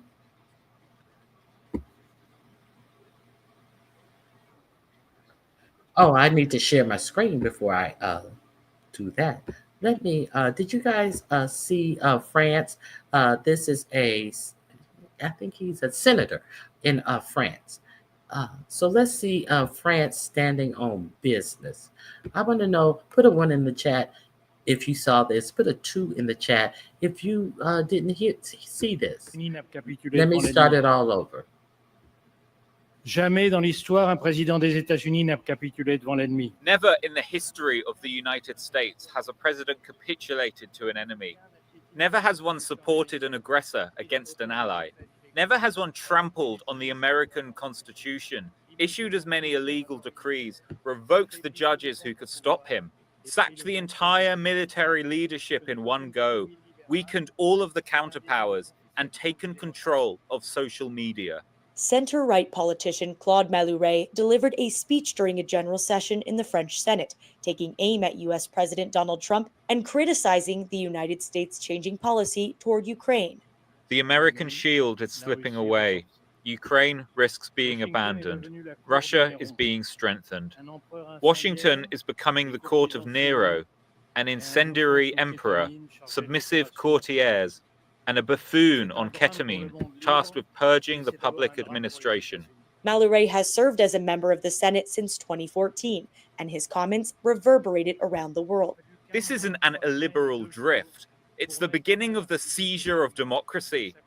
I have faith in the fortitude of American democracy, and the country is already protesting. But in 1 month, Trump has done more damage to America than in 4 years of his previous presidency. Jamais dans l'histoire, un président des États-Unis n'a capitulé devant l'ennemi. Never in the history of the United States has a president capitulated to an enemy. Never. So, he stood on business and he said exactly what needed to be said. Exactly what needed to be said. And he told no lie. I really like the part that he said that you have someone on ketamine who is closing down departments of government. It is alleged that is one of the reasons why the muskrat can't get a the highest level security clearance at his own SpaceX company. So I definitely love how he stood on business. Now, I also want to know if you guys know that while 4547 is extending a invitation for the white South Africans to come to America under a clause that they are under so much peril in South Africa because they enacted a law a month ago, and he's trying to make it seem as if it's some really bad things happening to them. It's worse than you heard of, but we hadn't heard of anything bad happening to the white South Africans. But what is happening is that they enacted a law that they can confiscate land that is not being used, and they will still pay for the land. But if the person who has the land, who owns the land that they're not using, they will go to court to try to get the land, to pay them for the land. But none of this has taken place as of yet. So he extended an offer. I played this for you. Those who you who come to my channel, you guys know I played it for you. And I also played one of the white South Africans who said, why would we want to do that? Why, nobody has doing anything to us. Nobody has taken anything to us. They were like, why would we want to go to America? Exactly. Why did they put this act into place? Because while South Africans are 6.8% of the population of South Africa, they own 72% of the land. That's why they put it in place. So, and then 4547 comes over here. They're doing some terrible things to the people, and I'm going to do something. And then that's why he stopped aid to South Africa for absolutely no reason. And let's not forget who is from South Africa, who revels in the apartheid era of South Africa, allegedly, none other than the muskrat. So let's be clear.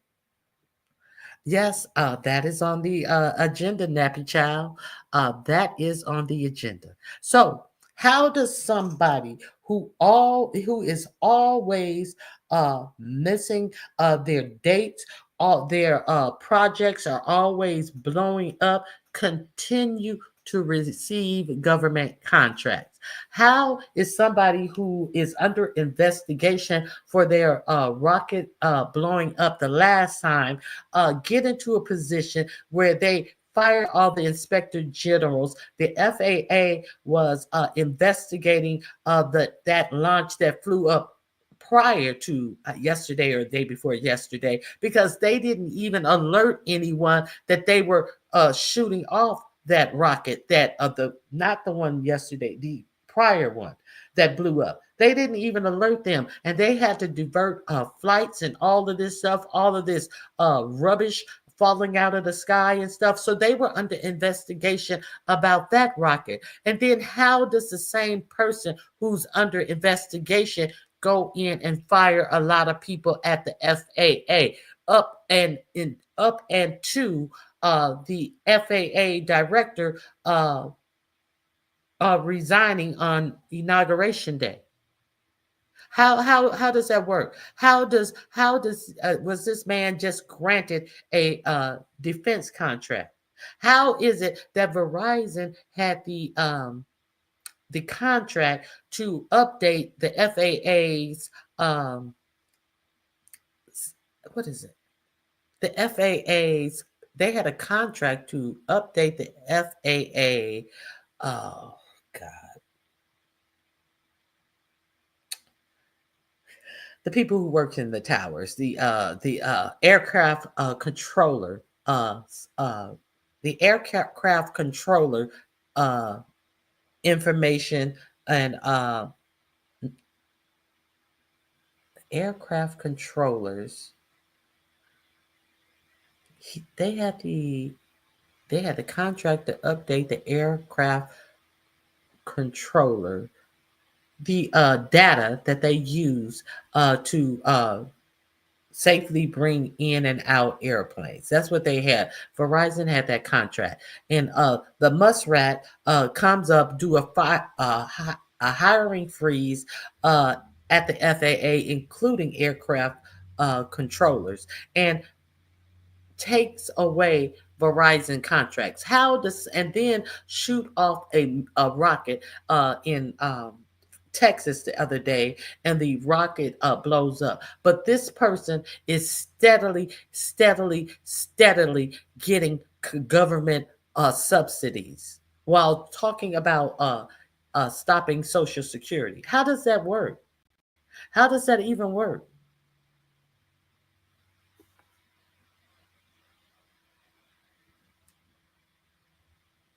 He left because he didn't want to serve in their military. And the reason why they're making this big fuss about Musk is, it's my opinion. The reason why they're making this big fuss about South Africa now is because Muskie wanted to build a battery plant in South Africa. You know, South Africa is full of minerals that these tech guys need. But it is a law in South Africa, if you build a company of that size there, that South Africa will own 30% of the company. And Muskrat did not agree with that. And South Africa would not relent because it is their law. And so we're going to pull out all the aid in South Africa. They're doing some very bad stuff. They haven't done any of these stuff. So they were trying to punish South Africa for not relenting. They thought that South Africa would relent. And when they cut the aid, what did South Africa say? Well, we're going to cut your access to our minerals. And how is it that it doesn't make any sense to me. How is it that Zelensky's whole Ukraine is going to have to be rebuilt? But one of the concessions that Ukraine is going to have to make for them to stop being invaded by Putin is to give up half of their mineral rights, not for 2 to 3 years, entirely for life, to the United States. How does that work? When they have to, if they mineral rights are valuable, wouldn't it be valuable to themselves, since they have to rebuild their whole country after being invaded by a country that our 45, 47 will not even say did anything wrong by won't even say that they invaded Ukraine. They invade Ukraine. Ukraine has to rebuild, and we taking half of their mineral rights. How does that work? It's corruption, in my opinion. That's corruption. That's crazy. What sense does that make? Okay, so here's something else. Here's something else that I wanted to show you. I think it's at France Standing on Business. Now, look what else they are doing in Ukraine. I think it's at the 13-minute mark. Let me get it. I think it's here. I wonder if you guys heard about this going on in Ukraine. Hold on. Let me share my screen. Let me see what you guys. Nothing. Y'all haven't said anything. Let me share my screen. I got 17 people in here. Okay, thank you. I thank you guys for being here. Let me share my screen. Okay. So, did you guys hear about this? To slash these jobs. This is clearly illegal, clearly unconstitutional. Every court is saying that. In fact, I got a story in a minute on that exact Not this. I'll tell you when. issue. But now they're basically forcing a recession, right? Never mind the stuff that's gone on with the tariffs and the uncertainty in the market and the threat of stagflation and the warmongering overseas. Like all of these things, when you add them up, spells catastrophe for the U.S. economy and American workers. All right, more. So this right here. Did you hear what they're doing about the Ukrainians who came over here actually trying to escape a war?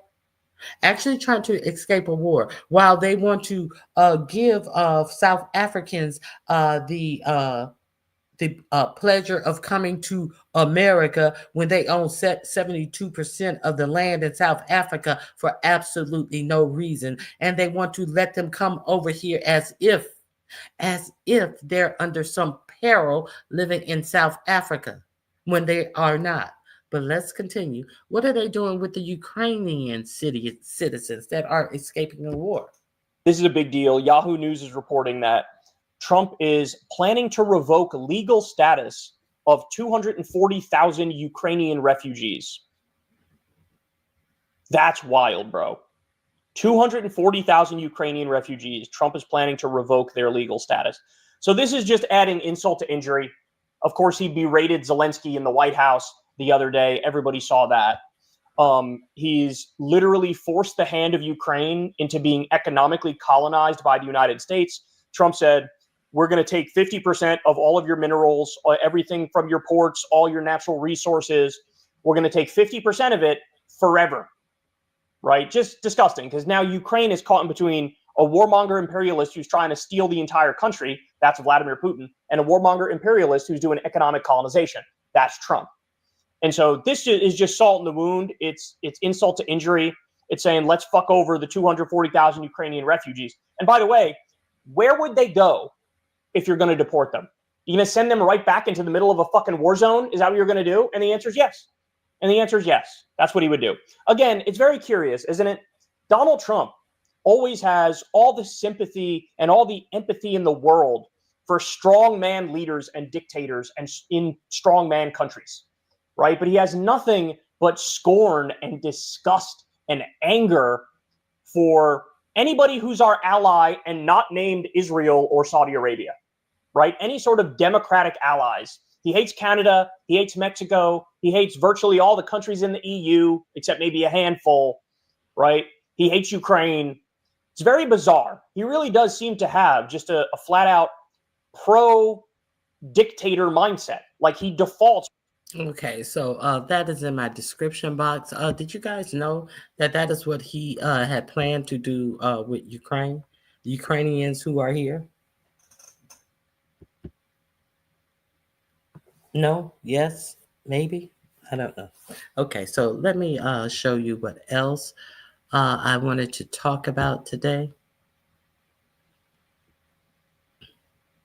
Loud, dumb, and wrong. So let me share my screen. This is who we're talking about. Loud, dumb, and wrong. Let me share my screen with you.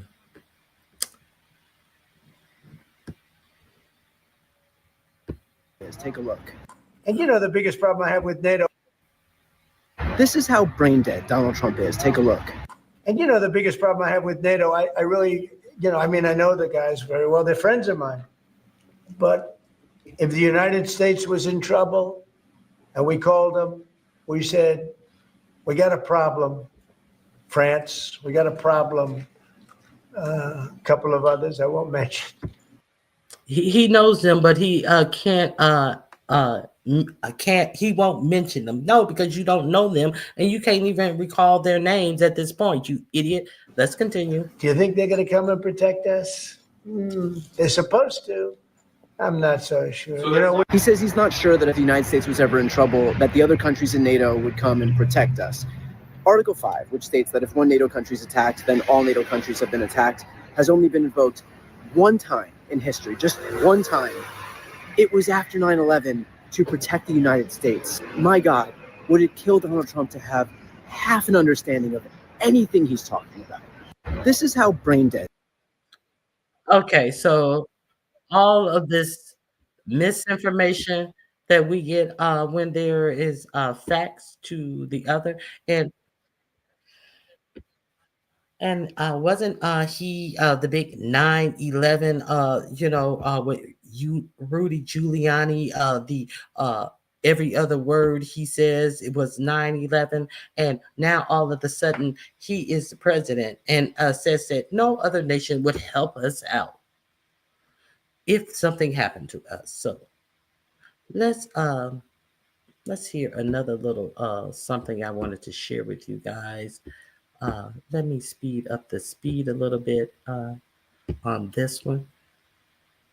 Okay. Let me share this with you guys as well. See what you guys, if you learned something that you didn't know of, please feel free to hit my goals at any time, because although that is my goal, is to give you some information that you may not have heard. Donald Trump backed down again. Donald Trump backed down again, and that came 24 hours after the last time Donald Trump backed down on the same subject, his illegal tariffs on imports from Canada and Mexico. Once again today, Donald Trump's boss told him what to do, and he did it. Donald Trump's boss is, of course, the stock market.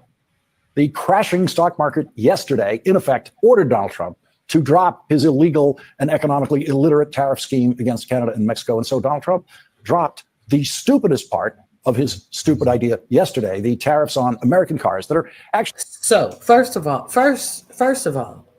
they told he knew how dumb these tariffs was, but he realized when people auto sellers and stuff were going on Fox News even and telling them how bad this was for the auto industry. So what did he do? He said that he wasn't going to put the tariffs on automobiles.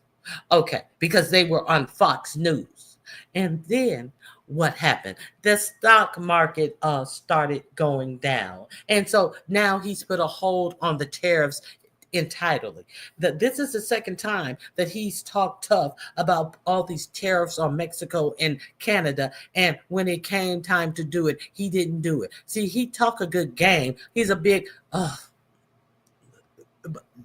who does it make look like what they are? A dummy, a whole dummy. Let's continue. Actually manufactured largely in the United States, but in the course of their manufacture, they crossed the borders of Canada, and Donald Trump dropped the stupidest part of his stupid idea yesterday, the tariffs on American cars that are actually manufactured largely in the United States, but in the course of their manufacture, they cross the borders of Canada and Mexico more than once before that finished car or truck ends up in your local showroom here in the United States. Donald Trump's illegal and irrational tariff scheme would have added $20,000 to the price of a Dodge Ram pickup truck. It would be the single biggest inflationary act ever committed knowingly by a president of the United States, raising prices by 25% by a Trump edict. It is an order, in effect, to raise prices. The stock market rightly panicked over that prospect, which includes predictions not just of a Trump recession, but in the Wall Street Journal, predictions of a Great Depression caused by Donald Trump's tariffs. The misguided tariff scheme pushed into law 100 years ago by Republican Senator Smoot and Republican Congressman Hawley, the Smoot-Hawley tariffs, were the proximate cause of America's Great Depression of the 1930s. Those tariffs were not President Herbert Hoover's idea, but he did sign them into law, and that went a long way to making him a one-term president driven out of office by the governor of New York, Franklin Delano Roosevelt, who then led the country out of the Republican-created depression. With the stock market crashing again today, Donald Trump announced that what he lyingly called a pause of the implementation of some of his illegal tariffs against Canada and Mexico for 1 month, his standard pause period. That is the second month of pausing Donald Trump has done with his own disastrously bad idea. And when Donald Trump has an idea that he really believes in, like closing down all humanitarian assistance by the government of the United States anywhere in the world, he does it immediately. Take food out of the mouths of starving babies in the middle of a famine in Sudan. Donald Trump does that on the spot, no pause. Donald Trump has issued no pause in Elon Musk's complete destruction of the United States Agency for International Development, which, among other things, is the biggest feeder of starving babies in famine in the world. The biggest feeder of starving people of all ages in the world. There was no pause in what Elon Musk desperately wanted to do to those starving children, no pause at all, because Donald Trump and Elon Musk firmly believe that we must never feed the starving children of the world, never. And Donald Trump and Elon Musk don't even have to think about it. And they know that the stock market doesn't care about starving babies in Sudan or anywhere else on the planet. And so we know just how much Donald Trump does not pause, never pauses when he confidently launches into a Trump idea, no matter how cruel, vicious, and unprecedented that idea is, like taking HIV medication away from people whose lives depend on that. Elon Musk and Donald Trump did that without hesitation, without pause.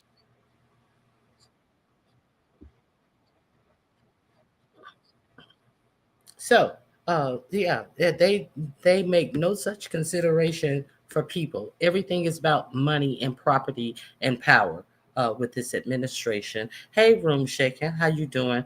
Good to see you. Please hit the like button, share if you would. So that's another thing that I wanted.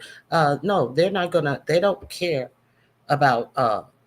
And even when they were told to reinstate that money, they didn't do it. They did not start those funds up. I think I played a video yesterday that some of the food aid that they're giving to I think it's sub-Saharan Africans. Is that what it is? Sub-Saharan to Africans.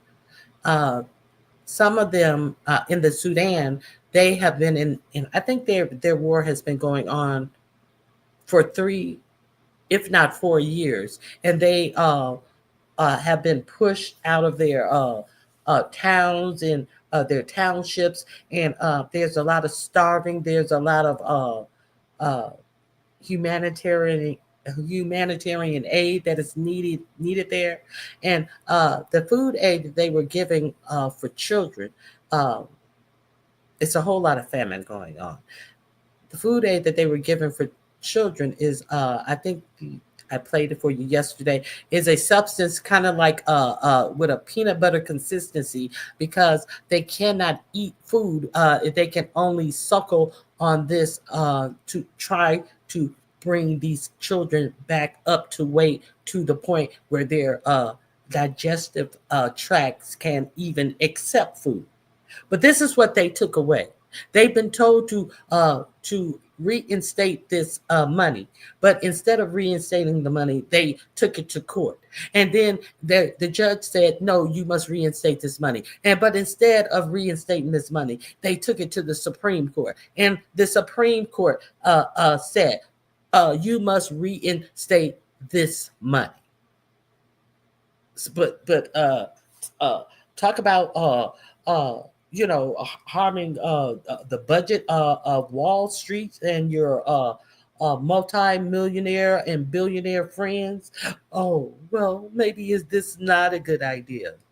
So they're going to try to turn this around as a win, like they won something, when they actually absolutely lost in this situation.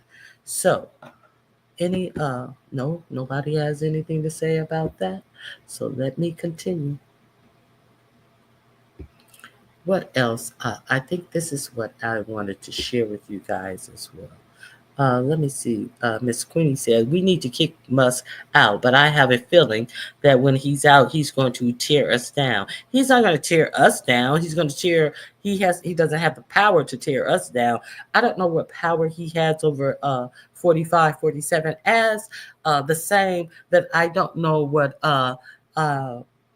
Putin has over 45, 47. But in my opinion, it seems like, Musk has the power of the purse over him.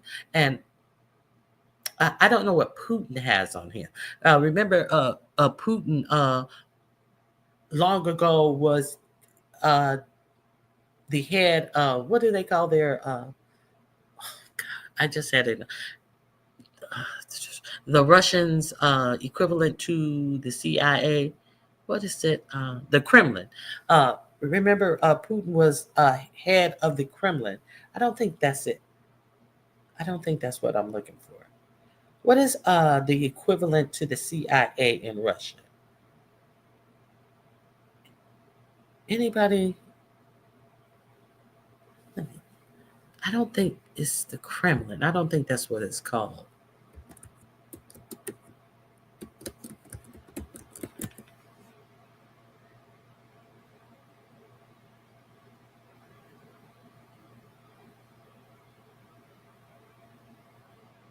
I guess it is the Kremlin.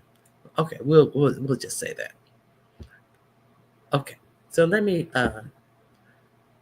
the KGB. Thank you, Nappy Child. That's what I was trying to. I had just had it, and I was like, that don't sound like the KGB. Let's not forget that he was over the KGB. So I think that he actually have some stuff on her. He paid. Must pay for him his election, and that kept him out of jail. And let's not omit how he's making money. He never this time he never said that he was going to separate himself from his business like he did the first time, like he said he was the first time, and then it turned out he never separated himself from his business, as everybody knew he wasn't in the first place. But nothing happened because of that. But this time he made no insinuation that he was going to separate himself from his businesses. And now we learn that he's making money off of his presidency.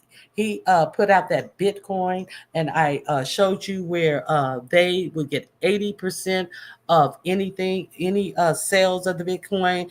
And he put that Bitcoin out 2 days before his inauguration and made several $billion.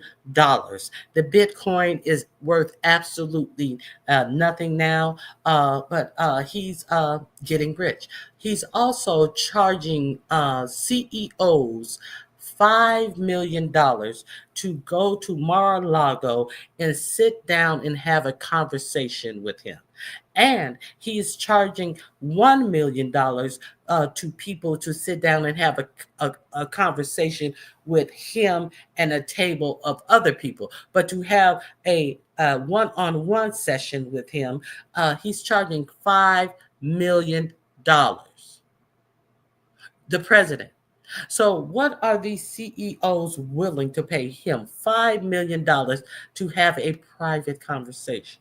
What could be in these private conversations of people who are rich enough to pay him $5 million for?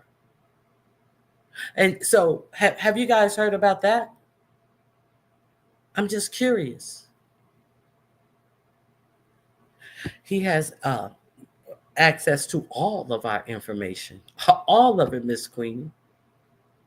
A nappy child says 100. So that is another thing. Let me present something else. These are some of the things that I wanted to know if you knew about.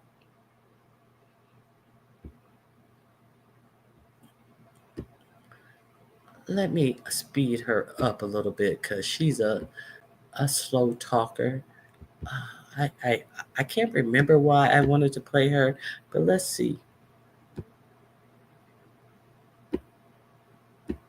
build and is the envy of the world, a network of what took decades to build and is the envy of the world, a network of alliances that has kept the United States safe after World War II, is today, right now, shakier than at any other point, all because of the Trump administration. News breaking today of extraordinary discussions that weeks or months ago would have been unthinkable. NBC News has exclusive reporting that some of the United States' closest allies are talking about scaling back their intelligence sharing relationship with the United States.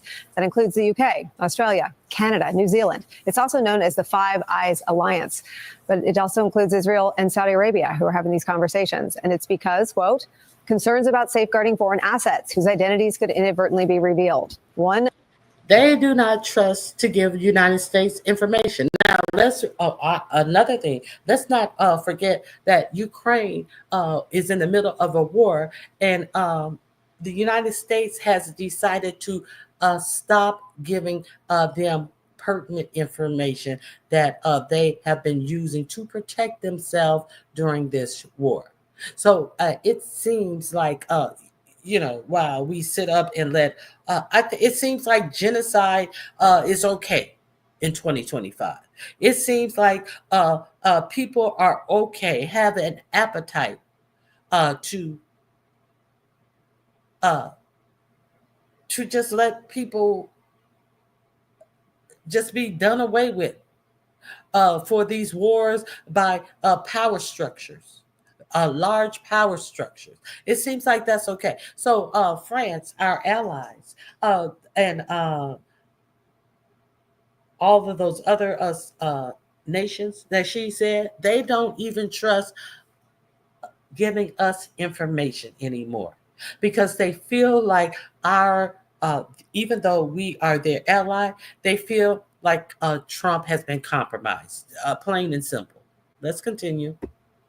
Western government official tells NBC News is this, quote, there are serious discussions going on about what information can be shared with the U.S. The Five Eyes have always worked on the premise that we don't spy on each other. I don't think that's reliable anymore. Tulsi Gabbard and these other characters, I don't think we can have any degree of normalcy in the relationship. That's right now where we are, and I don't see any way that changes. So that's what's happening behind the scenes. Out in the open today, our European allies held another emergency meeting to try to figure out how to prepare for a future without the United States as a reliable ally. NBC News confirmed earlier reporting that there are ongoing talks happening between around 20 countries, mostly European countries, interested in contributing to what they call a coalition of the willing to support Ukraine. It is, of course, a response and a reaction to the events over the last week, the halting of arms shipments to Ukraine, the pause in intelligence sharing with our ally Ukraine, and the ambush of our ally, whose war against Vladimir Putin had once united the West. And in the days after that meeting, the attacks on Zelensky himself. Now, Politico is reporting this, quote, 4 senior members of Donald Trump's entourage have held secret discussions with some of Kyiv's top political opponents to Volodymyr Zelensky, just as Washington aligns with Moscow in seeking to lever the Ukrainian president out of his job. Those discussions center on whether Ukraine could hold quick presidential elections. These are being delayed in line with the country's constitution. Now they are holding secret talks, trying to wonder if Ukraine can hold quick elections. How they going to hold elections, and why would they need to hold elections when they are in the middle of fighting for their life? So they're trying to push him out by any means necessary. And we know why he has a disdain for Zelensky, because Zelensky would not go along with him in finding dirt on Joe Biden, who won the election from him when he was trying to get reelected. So we know that this is where all of this stems from. Now, if Zelensky would have went along with him and muddled up an investigation or announced an investigation or anything, he said they went over to say, we just need you to announce an investigation about X, Y, and Z. He refused to do that. He wanted to hurt Biden.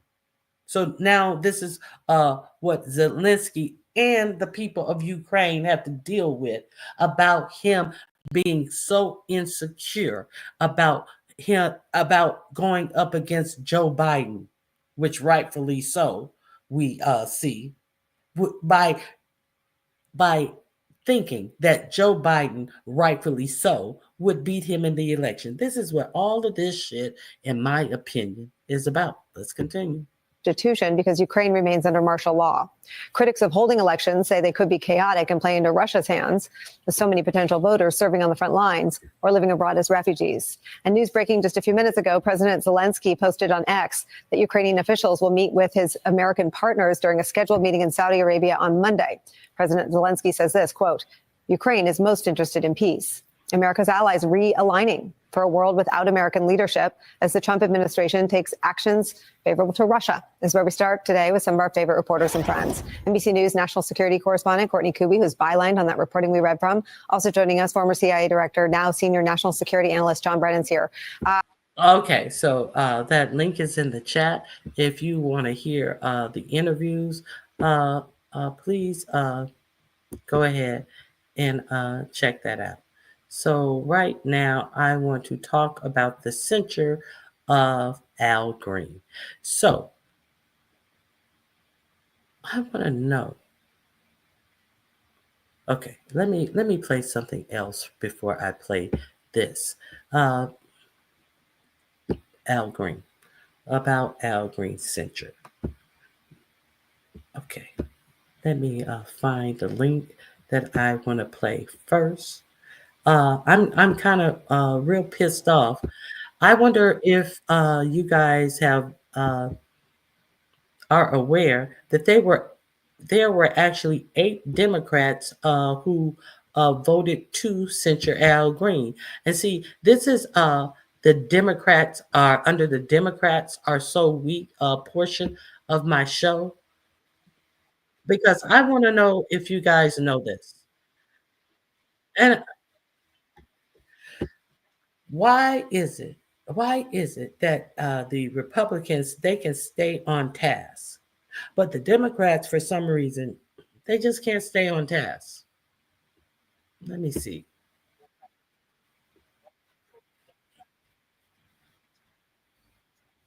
Let me see.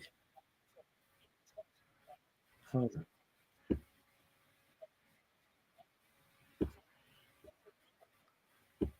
Hold on.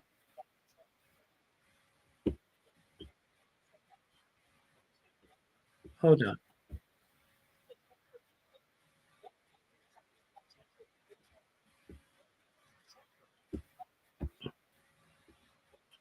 I got to get past this commercial.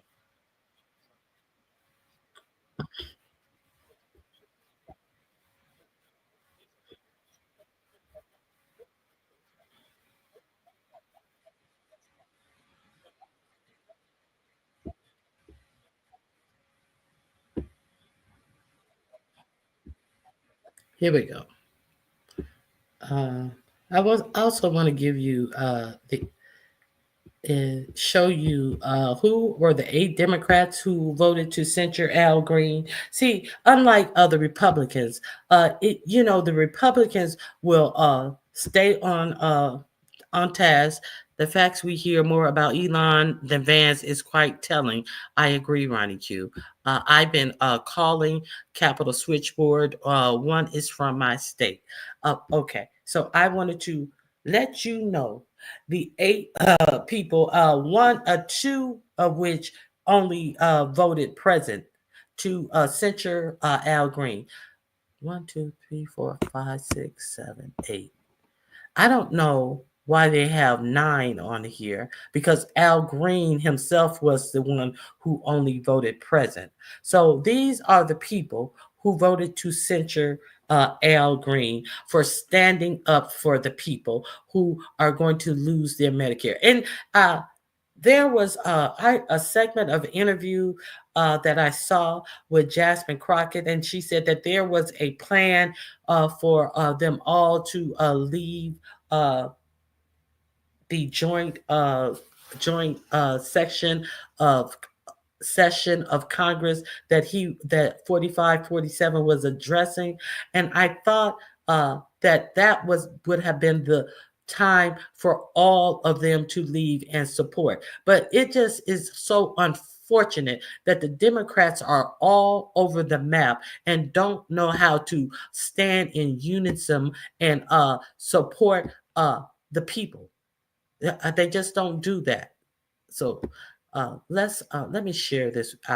You see the senators. I will put that back up because it's shameful. It's actually shameful. Okay, so let me play this for you.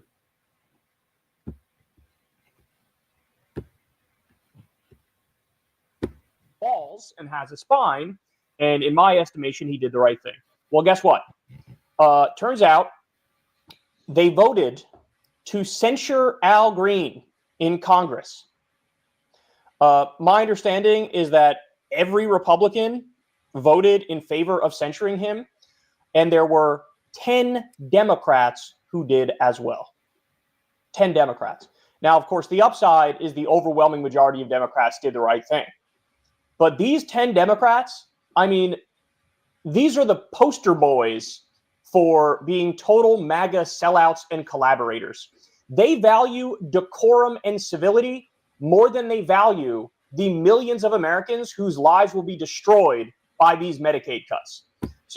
And the Medicaid cuts is exactly what Al Green was shouting about. And so if they're not going to stand up for you over, oh, well, that's not proper decorum. Was it proper decorum for Margaret Taylor Greene to be sitting up in that same forum with a red MAGA hat on? No, that was against proper decorum. Was it proper decorum for that Republican to reach over and snatch that sign, reach over the aisle and snatch that sign out of that woman's hand? No. That's out. That's not within decorum. But none of the Democrats even tried to censure them for being out of decorum. When they were yelling at Barack Obama, wasn't that out of decorum? But they can't see when they are not showing decorum. When what's that? Lee. Senator Lee yelled at President Obama, telling him, you lie. Was that out of decorum? But no, none of the Democrats ever bother to say that they're out of decorum. So they care so much for decorum until it's on them. Did anybody censure them when Joe Biden said the Republicans, they want to take away Medicare, and they all jeered and booed him and he said, that is true, and if anybody wants to see it, I will send it out to you where they want to end Medicare and Medicaid. This was under Biden, but did anybody censure them? So that's my point. The Democrats do not and will not stand on business for any fucking thing, including the people. It's just disheartening. So I'm going to play this PBS clip about what Green had to say about his censure. And after his censure, they had to recess because the Democrats stood in the well singing, "We Shall Overcome." It doesn't look like they really want to overcome. Let's play what he had to say about his censure. I'll play a little bit of this whole thing.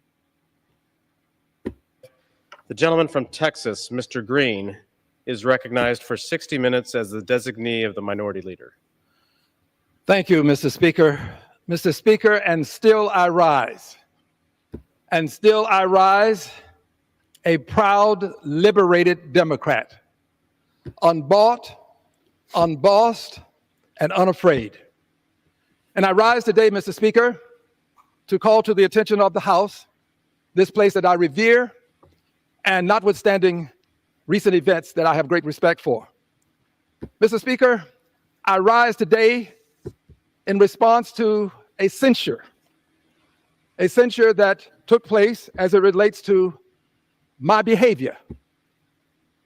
I have been told by some that they did not have an opportunity to hear the actual resolution as it was read. I have here HRes 189. the censure resolution as it relates to my behavior. I believe this resolution should be read. I am not in any way upset with the speaker. I want people to know that the speaker did what he was supposed to do. He did what he was supposed to do when we had the joint session of Congress. When I interrupted, the speaker called it to my attention. He did it on multiple occasions. I have no reason in my heart to be upset with the speaker. Later, persons came over and escorted me out. I appreciate them. They were very kind to me, the officers, very kind. They said kind words to me.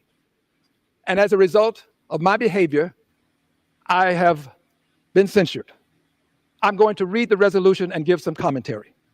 It reads, H-Res 189.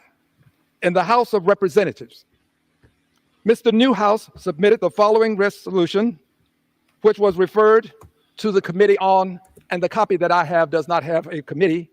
I'm not sure it was referred to a committee. It may have come straight to the floor. But regardless as to how it arrived, it did. And I'm not contesting the procedure. The resolution reads, censuring Representative Al Green of Texas.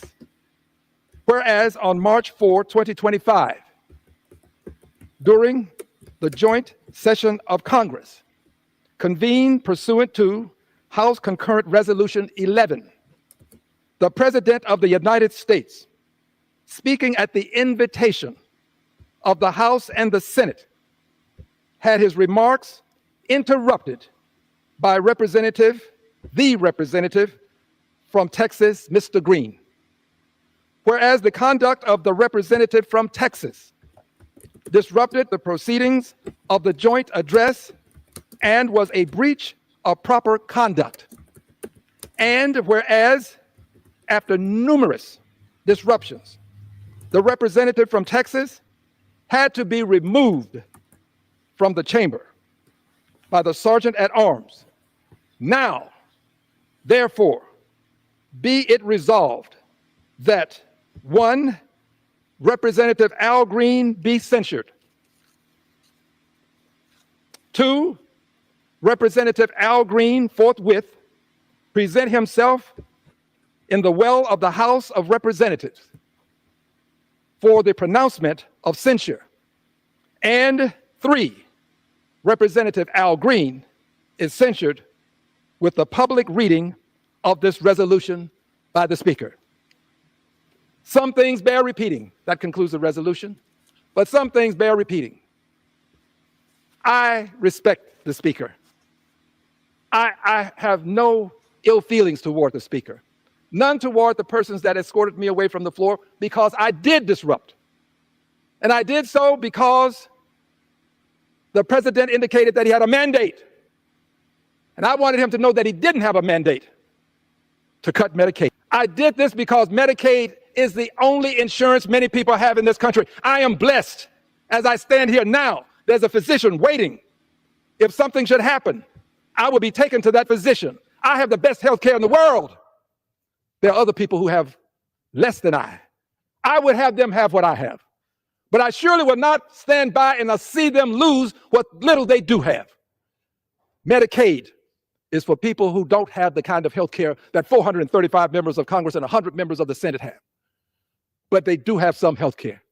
It has been approved by legislation that the Energy and Commerce Committee would cut $880 billion from their budget. The overwhelming majority of that budget has to do with health care. I see no way for this cut to take place without cutting into Medicaid. I am going to fight the cutting of Medicaid. I hope that this comment, this message that I'm giving today will deter them and cause them to go a different way. Then they can say, we were never going to do it. Al Green just had this false notion. Well, let me have it. Don't cut Medicaid. It's all they have. This is the richest country in the world. Mr. Musk has doctors. He will get the best health care. Let him understand that he should be on my side. He should be on the side of the people who need this health care. He has the ear of the president. Mr. Musk, speak to him. He listens to you. But for the grace of God, dear brother, you could be on Medicaid. You've just been blessed. Don't assume that it's your intellect that has caused you all of these great blessings that you've received. You've just been blessed beyond measure. Speak to the president and tell him that Medicaid ought not be cut. But I continue. I interrupted. I was said to. Okay, so you guys, I just wanted you to let you guys know that he is standing on business. The link is in my description box if you want to watch the rest of his comments. It is an hour-long comments. I cannot play it all, but I just wanted you to know. Now let's talk about two more things: deleted receipts and the rocket that blew up. We're going to talk about the rocket that blew up, and this motherfucker continues to get contracts. So let me share my screen with you quickly, and I'm going to get out of here. Let me share my screen. And the deleted receipts that Doge is always talking about, these receipts that they're putting out, and they're always lying and then taking these same receipts off as if no one's going to notice. But we notice. Okay, let's hear about the rocket. Turns out tonight Elon Musk blew something up and disrupted the lives of thousands of Americans. For the second time in less than 2 months, a rocket launched by Elon Musk's company SpaceX exploded and rained potentially dangerous debris down over a wide area of Earth, causing real chaos for planes and airline passengers. This was the most recent test of SpaceX's Starship rocket. Musk says he wants to use Starship to one day take people to Mars. This one lifted off around 6:30 p.m. Eastern from the southern tip of Texas. In a statement, SpaceX said that, quote, during Starship's ascent burn, the vehicle experienced a rapid unscheduled disassembly. Rapid unscheduled disassembly is kind of Elon Musk's specialty these days, especially in a way that really messes with other people through no fault of their own. As debris rained down tonight from Elon Musk's rapid descheduled what? My rocket blew up. That's what happened. And I was talking to you guys about how much Elon Musk tweets all day, every day, all night, all day, all night. He's always tweeting. After this unscheduled falling apart or whatever they said, he hadn't tweeted for a whole 3 hours. He reshared 2 tweets, but he went radio silence. Nothing to say. Nothing to say. This man who just stole the FAA contract to remanage or restructure FAA's air traffic controllers, who just stole that contract from Verizon, and who was under investigation by the FAA for the shit that happened less than 2 months ago. Nothing to say now. Nothing to say now. So why is no one questioning why he keeps getting government contracts and never meeting the time schedule that he says things are going to be done, and all of this type of shit? If you see a motherfucker who keeps blowing up their rockets, why are you going to put them over anything regarding America's aviation program, when obviously there is somebody else who you thought was suitable? Let's continue. Failed rocket. Multiple airports in Florida, including Miami and Fort Lauderdale and West Palm Beach and Orlando, were all brought to a complete halt, ground stop at all of those airports, even departures as far north as. So all of these airports had to stop. All of these flights, inbound and outbound, had to be probably if you're coming inbound, it's not like they got a whole lot of gas. They probably had to be diverted to different airports. So he interrupted a whole lot of people's lives with this as well. people who were unscheduled to be places and all of this type of stuff. Yeah, who cares? Elon Musk had a boo-boo. The Philadelphia airport were significantly delayed.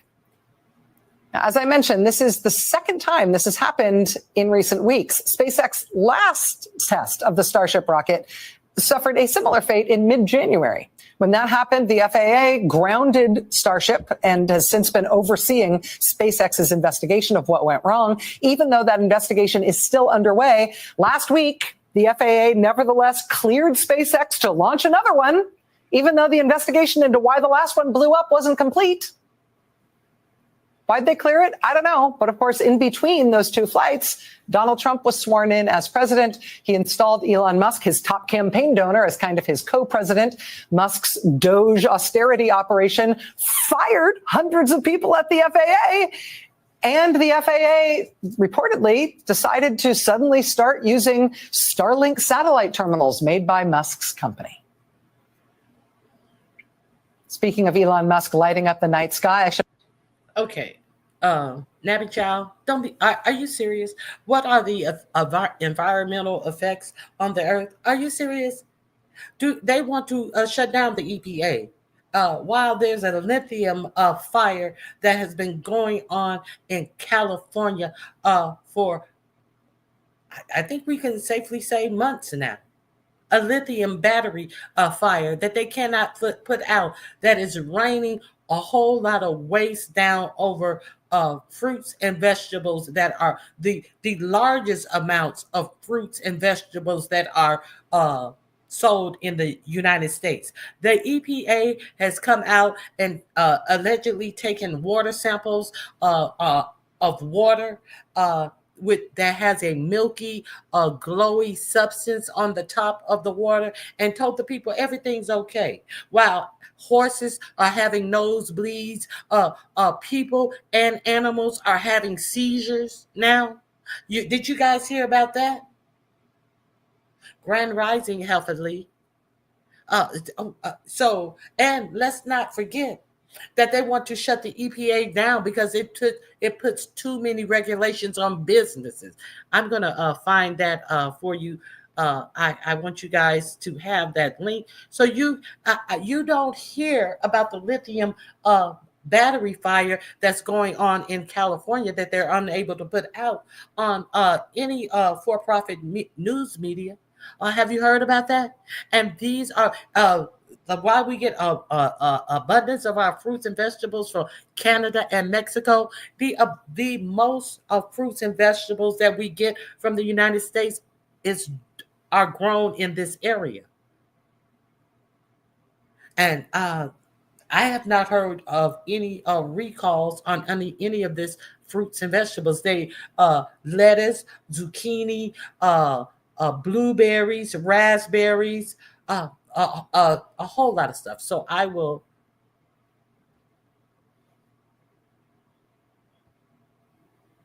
The lithium battery issue in Cali made the wildfires worse. I don't know how that would work because it's in Central California. It's not in Southern California. Southern California was where the wildfires are. This is in Central California. All those electric cars, child. Okay, I'm going to drop the link for that. So, and this is, let me, you guys get what Rachel is saying. I'm going to share the screen on the last thing that I wanted to share with you. All of the deletes, all of the things that have been being deleted from the Doge website after they say this is the greatest amount of fraud that we've found, and they put it on and then they quietly take it off. Time for Money, Power, Politics, and we are digging into the receipts from the Department of Government Efficiency. You know it, Doge. Well, it turns out a lot of them are incorrect. Just yesterday, the New York Times reported Doge deleted one of its most bizarre claims, that it had saved taxpayers $53.7 million by canceling a federal contract but that contract actually ended in 2005, which of course is 15 years ago. And that is just the latest example. I want to bring in the reporter on that story, David Farrenhold, New York Times investigative reporter. Brendan Greeley still here. David, you have been tearing apart every receipt. You did a video earlier this week that was the hottest thing on the internet. I think 78 people sent this to me, and you keep going. Because I'm not going to judge, but some of these cuts would suggest that the Doge team might not understand what is needed to do to get government work done. Nobody wants fraud, nobody wants waste, but talk us through what you're finding here. Well, what we're looking at is what Doge calls the wall of receipts. It's where they put up a list of the contracts they say they've canceled and how much they've saved for taxpayers by canceling them. But the problem is that so many, especially of the largest savings they talked about, were just wrong. On their first list, the top 5 items were all wrong, later deleted. Then they put up another list of those 5 out of the top 7 were all wrong, later deleted. Now the number 1 largest savings on their list, even now after weeks to make it better, the number 1 savings on their list, wrong also. It's a contract they say they canceled, but really was canceled last year under President Biden. So it raises questions, about whether they really understand the government that they're now basically in charge of. Maybe I should work for the Doge team because I already got my number wrong. I said 15 years ago, and then I said it out loud and went, wait, 2025, 20 years ago. All right, Brendan, I want to share a new topic. What Treasury Secretary Scott Bessent said earlier today in a speech where he was defending tariffs. Now, the Treasury Secretary, a billionaire, one of these billionaires that 45, 47 has the most billionaires in his cabinet. So the Treasury Secretary, Scott Bessent, in defending these tariffs, which will cost Americans more money that we would have to pay, which would increase prices of the things from these countries, from Mexico, like I said, and from Canada, where we get most of our fruits from, as our largest supplier of fruits and vegetables is on fire, being rained down on with God knows what. So this billionaire has the nerves to come out and, I forgot about this, has the nerves to come out and say this in trying to blow smoke up our ass about why we shouldn't mind these tariffs. Let's listen. Access to cheap goods is not the essence of the American dream. The American dream is rooted in the concept that any citizen can achieve prosperity, upward mobility, and economic security. Now, listen. You're saying all of this with an administration who has cut nearly 1 million jobs, or wants to cut at least 1 million jobs, because a lot of people have been reinstated back to their jobs. A lot of these job losses have been found against the law, which they knew they were in the first place. We got to talk about the secret meeting secret lunch that Musk did with Republicans, where Republicans told him, you can't do all of this stuff the way you've been doing it. We are Congress and we have the power of the purse, and you're going to have to send some of this stuff through Congress. But so they can't say it out loud, but it's alleged that they have said this to Musk in secret meetings. Does he give a fuck? I don't know.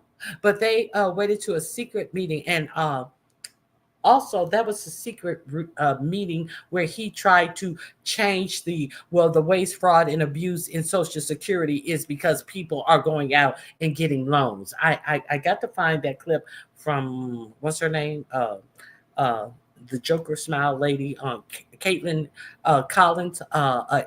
Someone came out and said that's what he was told in that secret meeting, that the waste, fraud, and abuse wasn't about people getting checks, but it was about these Social Securities having loans. That's not Social Security waste, fraud, and abuse. Then, if that is true, that's bank abuse. Okay, so let's call a thing a thing. These motherfuckers are just talking to hear themselves speak. too long, the designers of multilateral trade deals have lost sight of this. But the multilateral trade deal that he's talking about was the replacement for the NAFTA deal that Bill Clinton put together that lost America a whole lot of jobs, that was fucked up in the beginning. And who renegotiated this trade deal that this motherfucker is talking about? None other than Donald Trump. And it's not supposed to be renegotiated until 2026. Let's be clear. But he decides to say that he's being abused by trade deals that he made.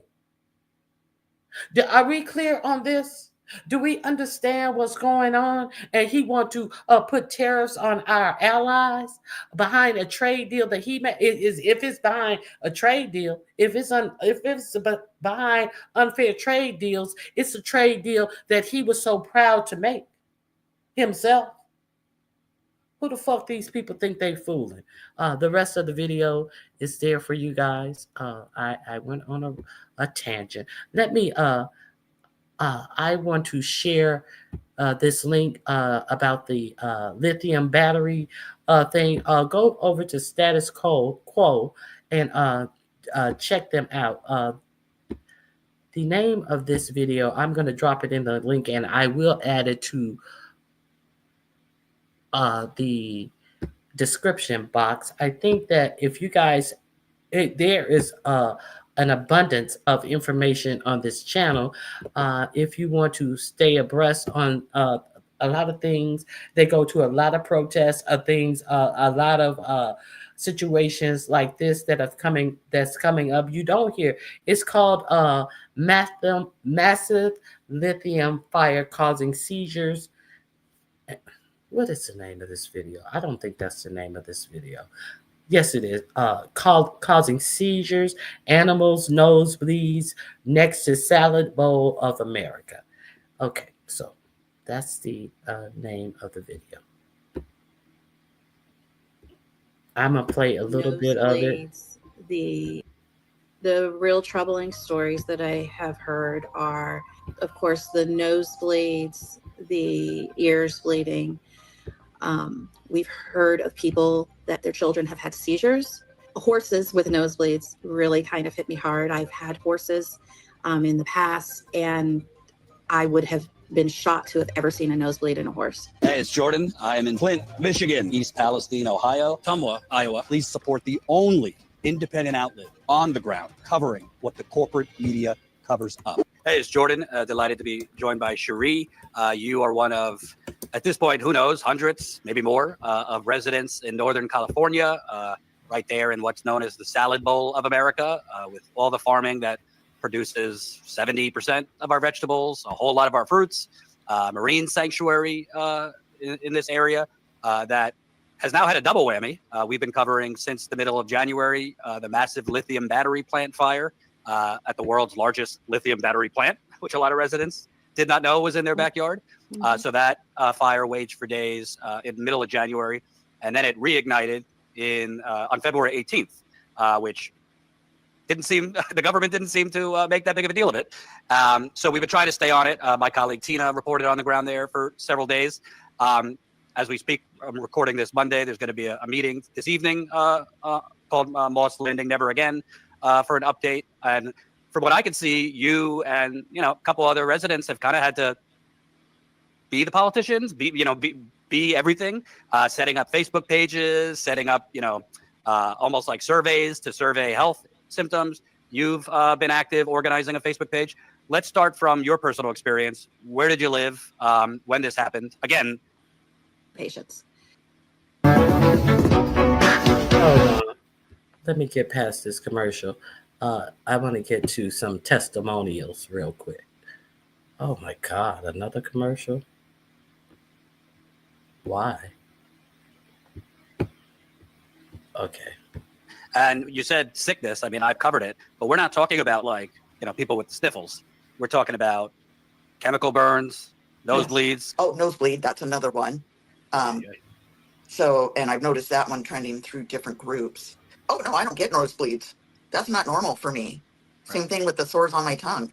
They cropped up on the top of the tongue, and those aren't normal stuff for me.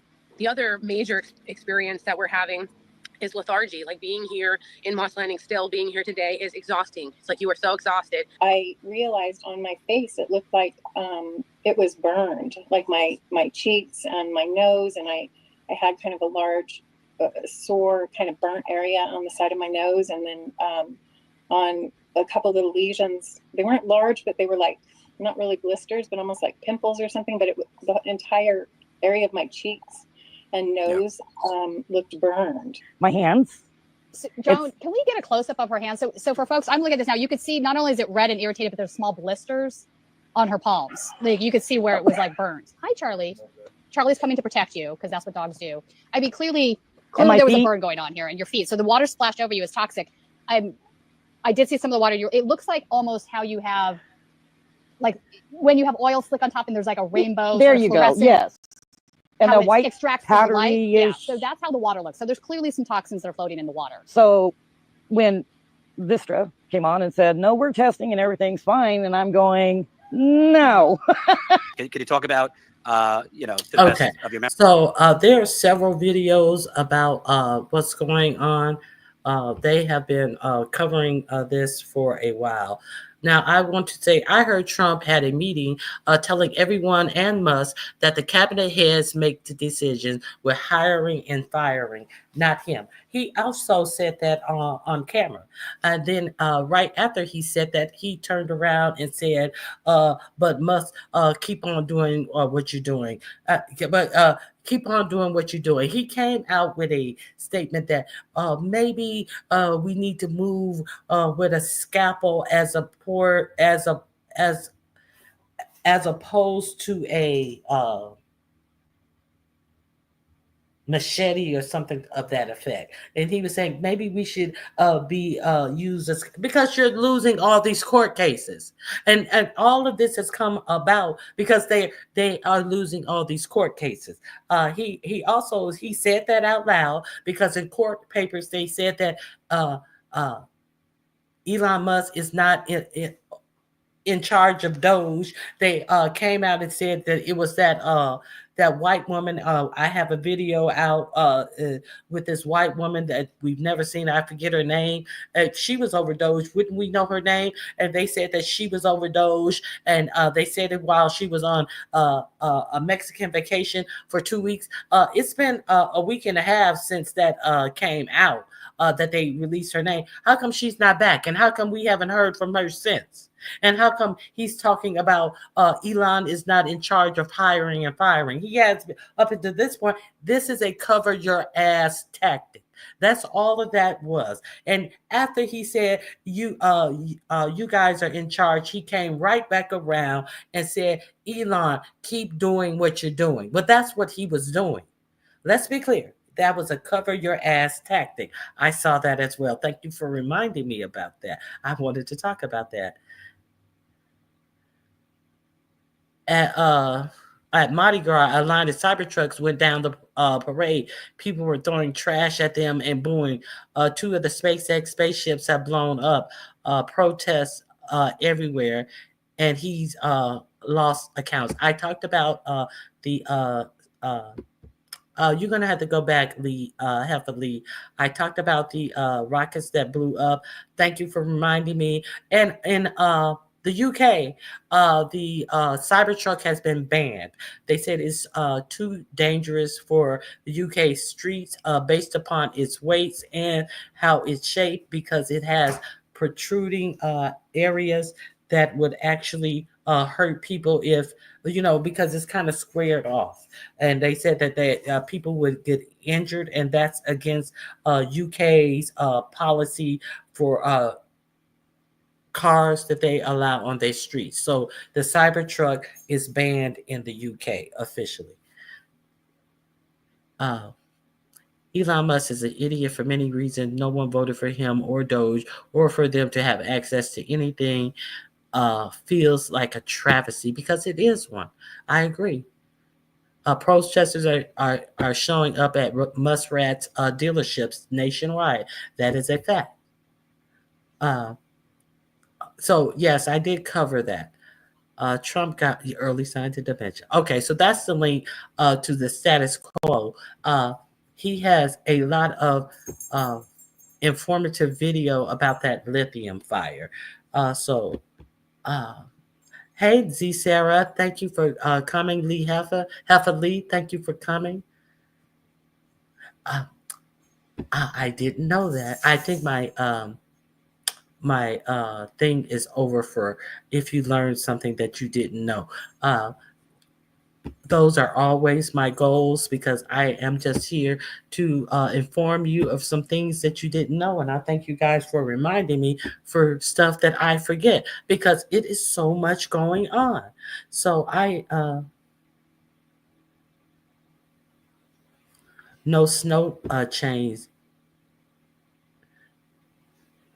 Bull bars. Wait a minute. What do you mean bull bars?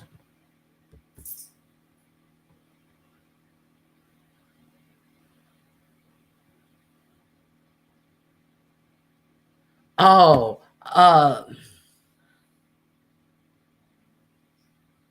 I know what you're talking about. Yeah, so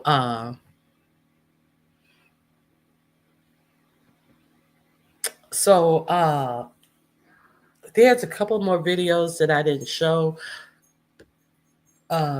Please check them out. I have one where let me see what are the ones that I did not get to today. Their name, Blow the Whistle. I don't know what that is. I have the one about the him taking 4547 is meeting with CEOs individually for $5 million at Mar-a-Lago and $1 million to have a group of people meet and have conversations with him for $1 million. A single conversation is $5 million. It's under the title $5 million Bribe. John Bolton drags 4547. Drown this shark. That dude from Shark Tank with his bullshit talking about when the PPP loan was going on. He was like, some of these businesses are not going to make it and they shouldn't get PPP loans. And we're not here to uphold people's businesses that are going to fail. And then they actually, you think he was the only one. And then it goes to a black man who's sitting over there. And he goes, well, I'm surprised to hear you say that because last week, your business, 5 of your businesses just got a PPP loan. Should that be for people who have money or not? So please drown the shark. Is the Shark Tank guy talking a whole lot of crazy stuff. And then I have the one about 21 Doge experts quit instead of doing the things that they were expected to do at Doge. So those are the ones that I didn't get to. All the ones above that I got to. So thank you for joining me. Yes, the MS Pettit. Yes, I do remember the people marching across MS Pettit's bridge.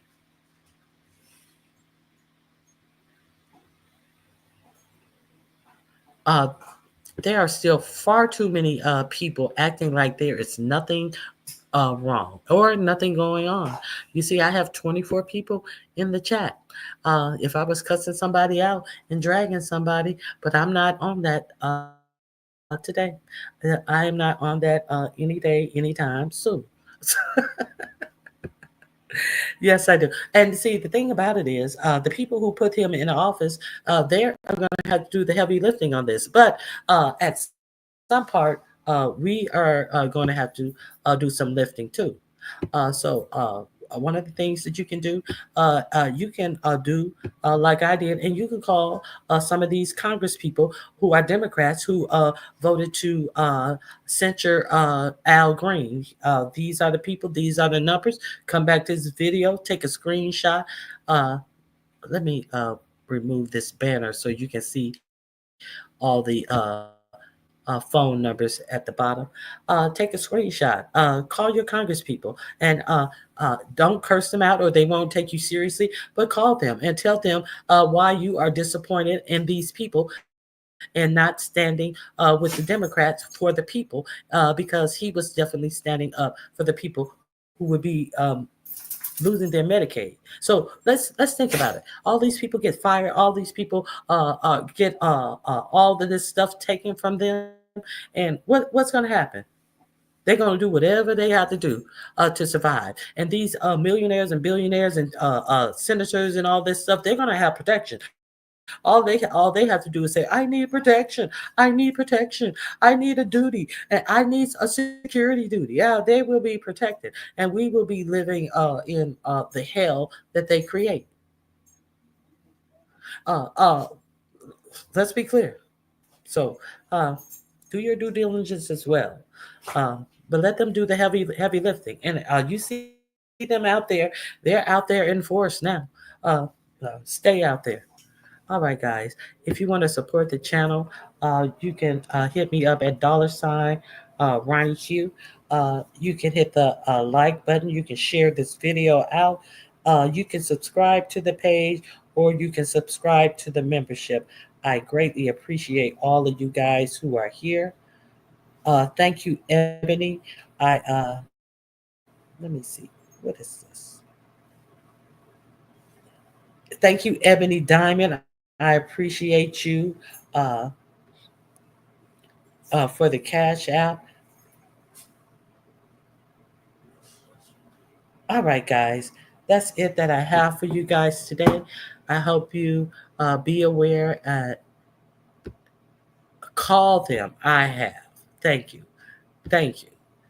Please take a screenshot of this and share this information, because we just definitely need to be on their asses. So that's all I have for today. I'm gonna add that status quo link to the description box, because hey, M. Renee, good morning to you. Yes, please catch the replay. I appreciate you being here, M. Renee. So these are the M. Renee. These are the Congress people who voted with the Republicans to censure Al Green for interrupting Donald Trump because he was protesting against cuts to Medicaid. So none of the Democrats have ever censured all of the disrespectful personal things that the Republicans have done in interrupting Democrat president. So, but these Republicans said it was just poor decorum. No matter what he was protesting actually for the people who are about to lose $880 billion in Medicaid cuts. So he was getting in good trouble, as they say. If you're going to get in trouble, get into some good trouble. So these are the people in there. Tell a friend, share this out. These are the 10 Democrats who voted with the Republicans to censure Al Green. And I have a video. I have a list of the video clips that I had used in the description box. Thank you guys for joining me. I appreciate you. I hope you guys have a great weekend. And I may do a membership live this weekend. I've been saying I've been going to do it. I am going to schedule it, and you'll see if you're a member. Come on over, and we'll play a game. You know, I like to play games on my membership live. So come on over and let's chit chat in the membership. Coming out. God bless you. Have a great weekend. Bye-bye.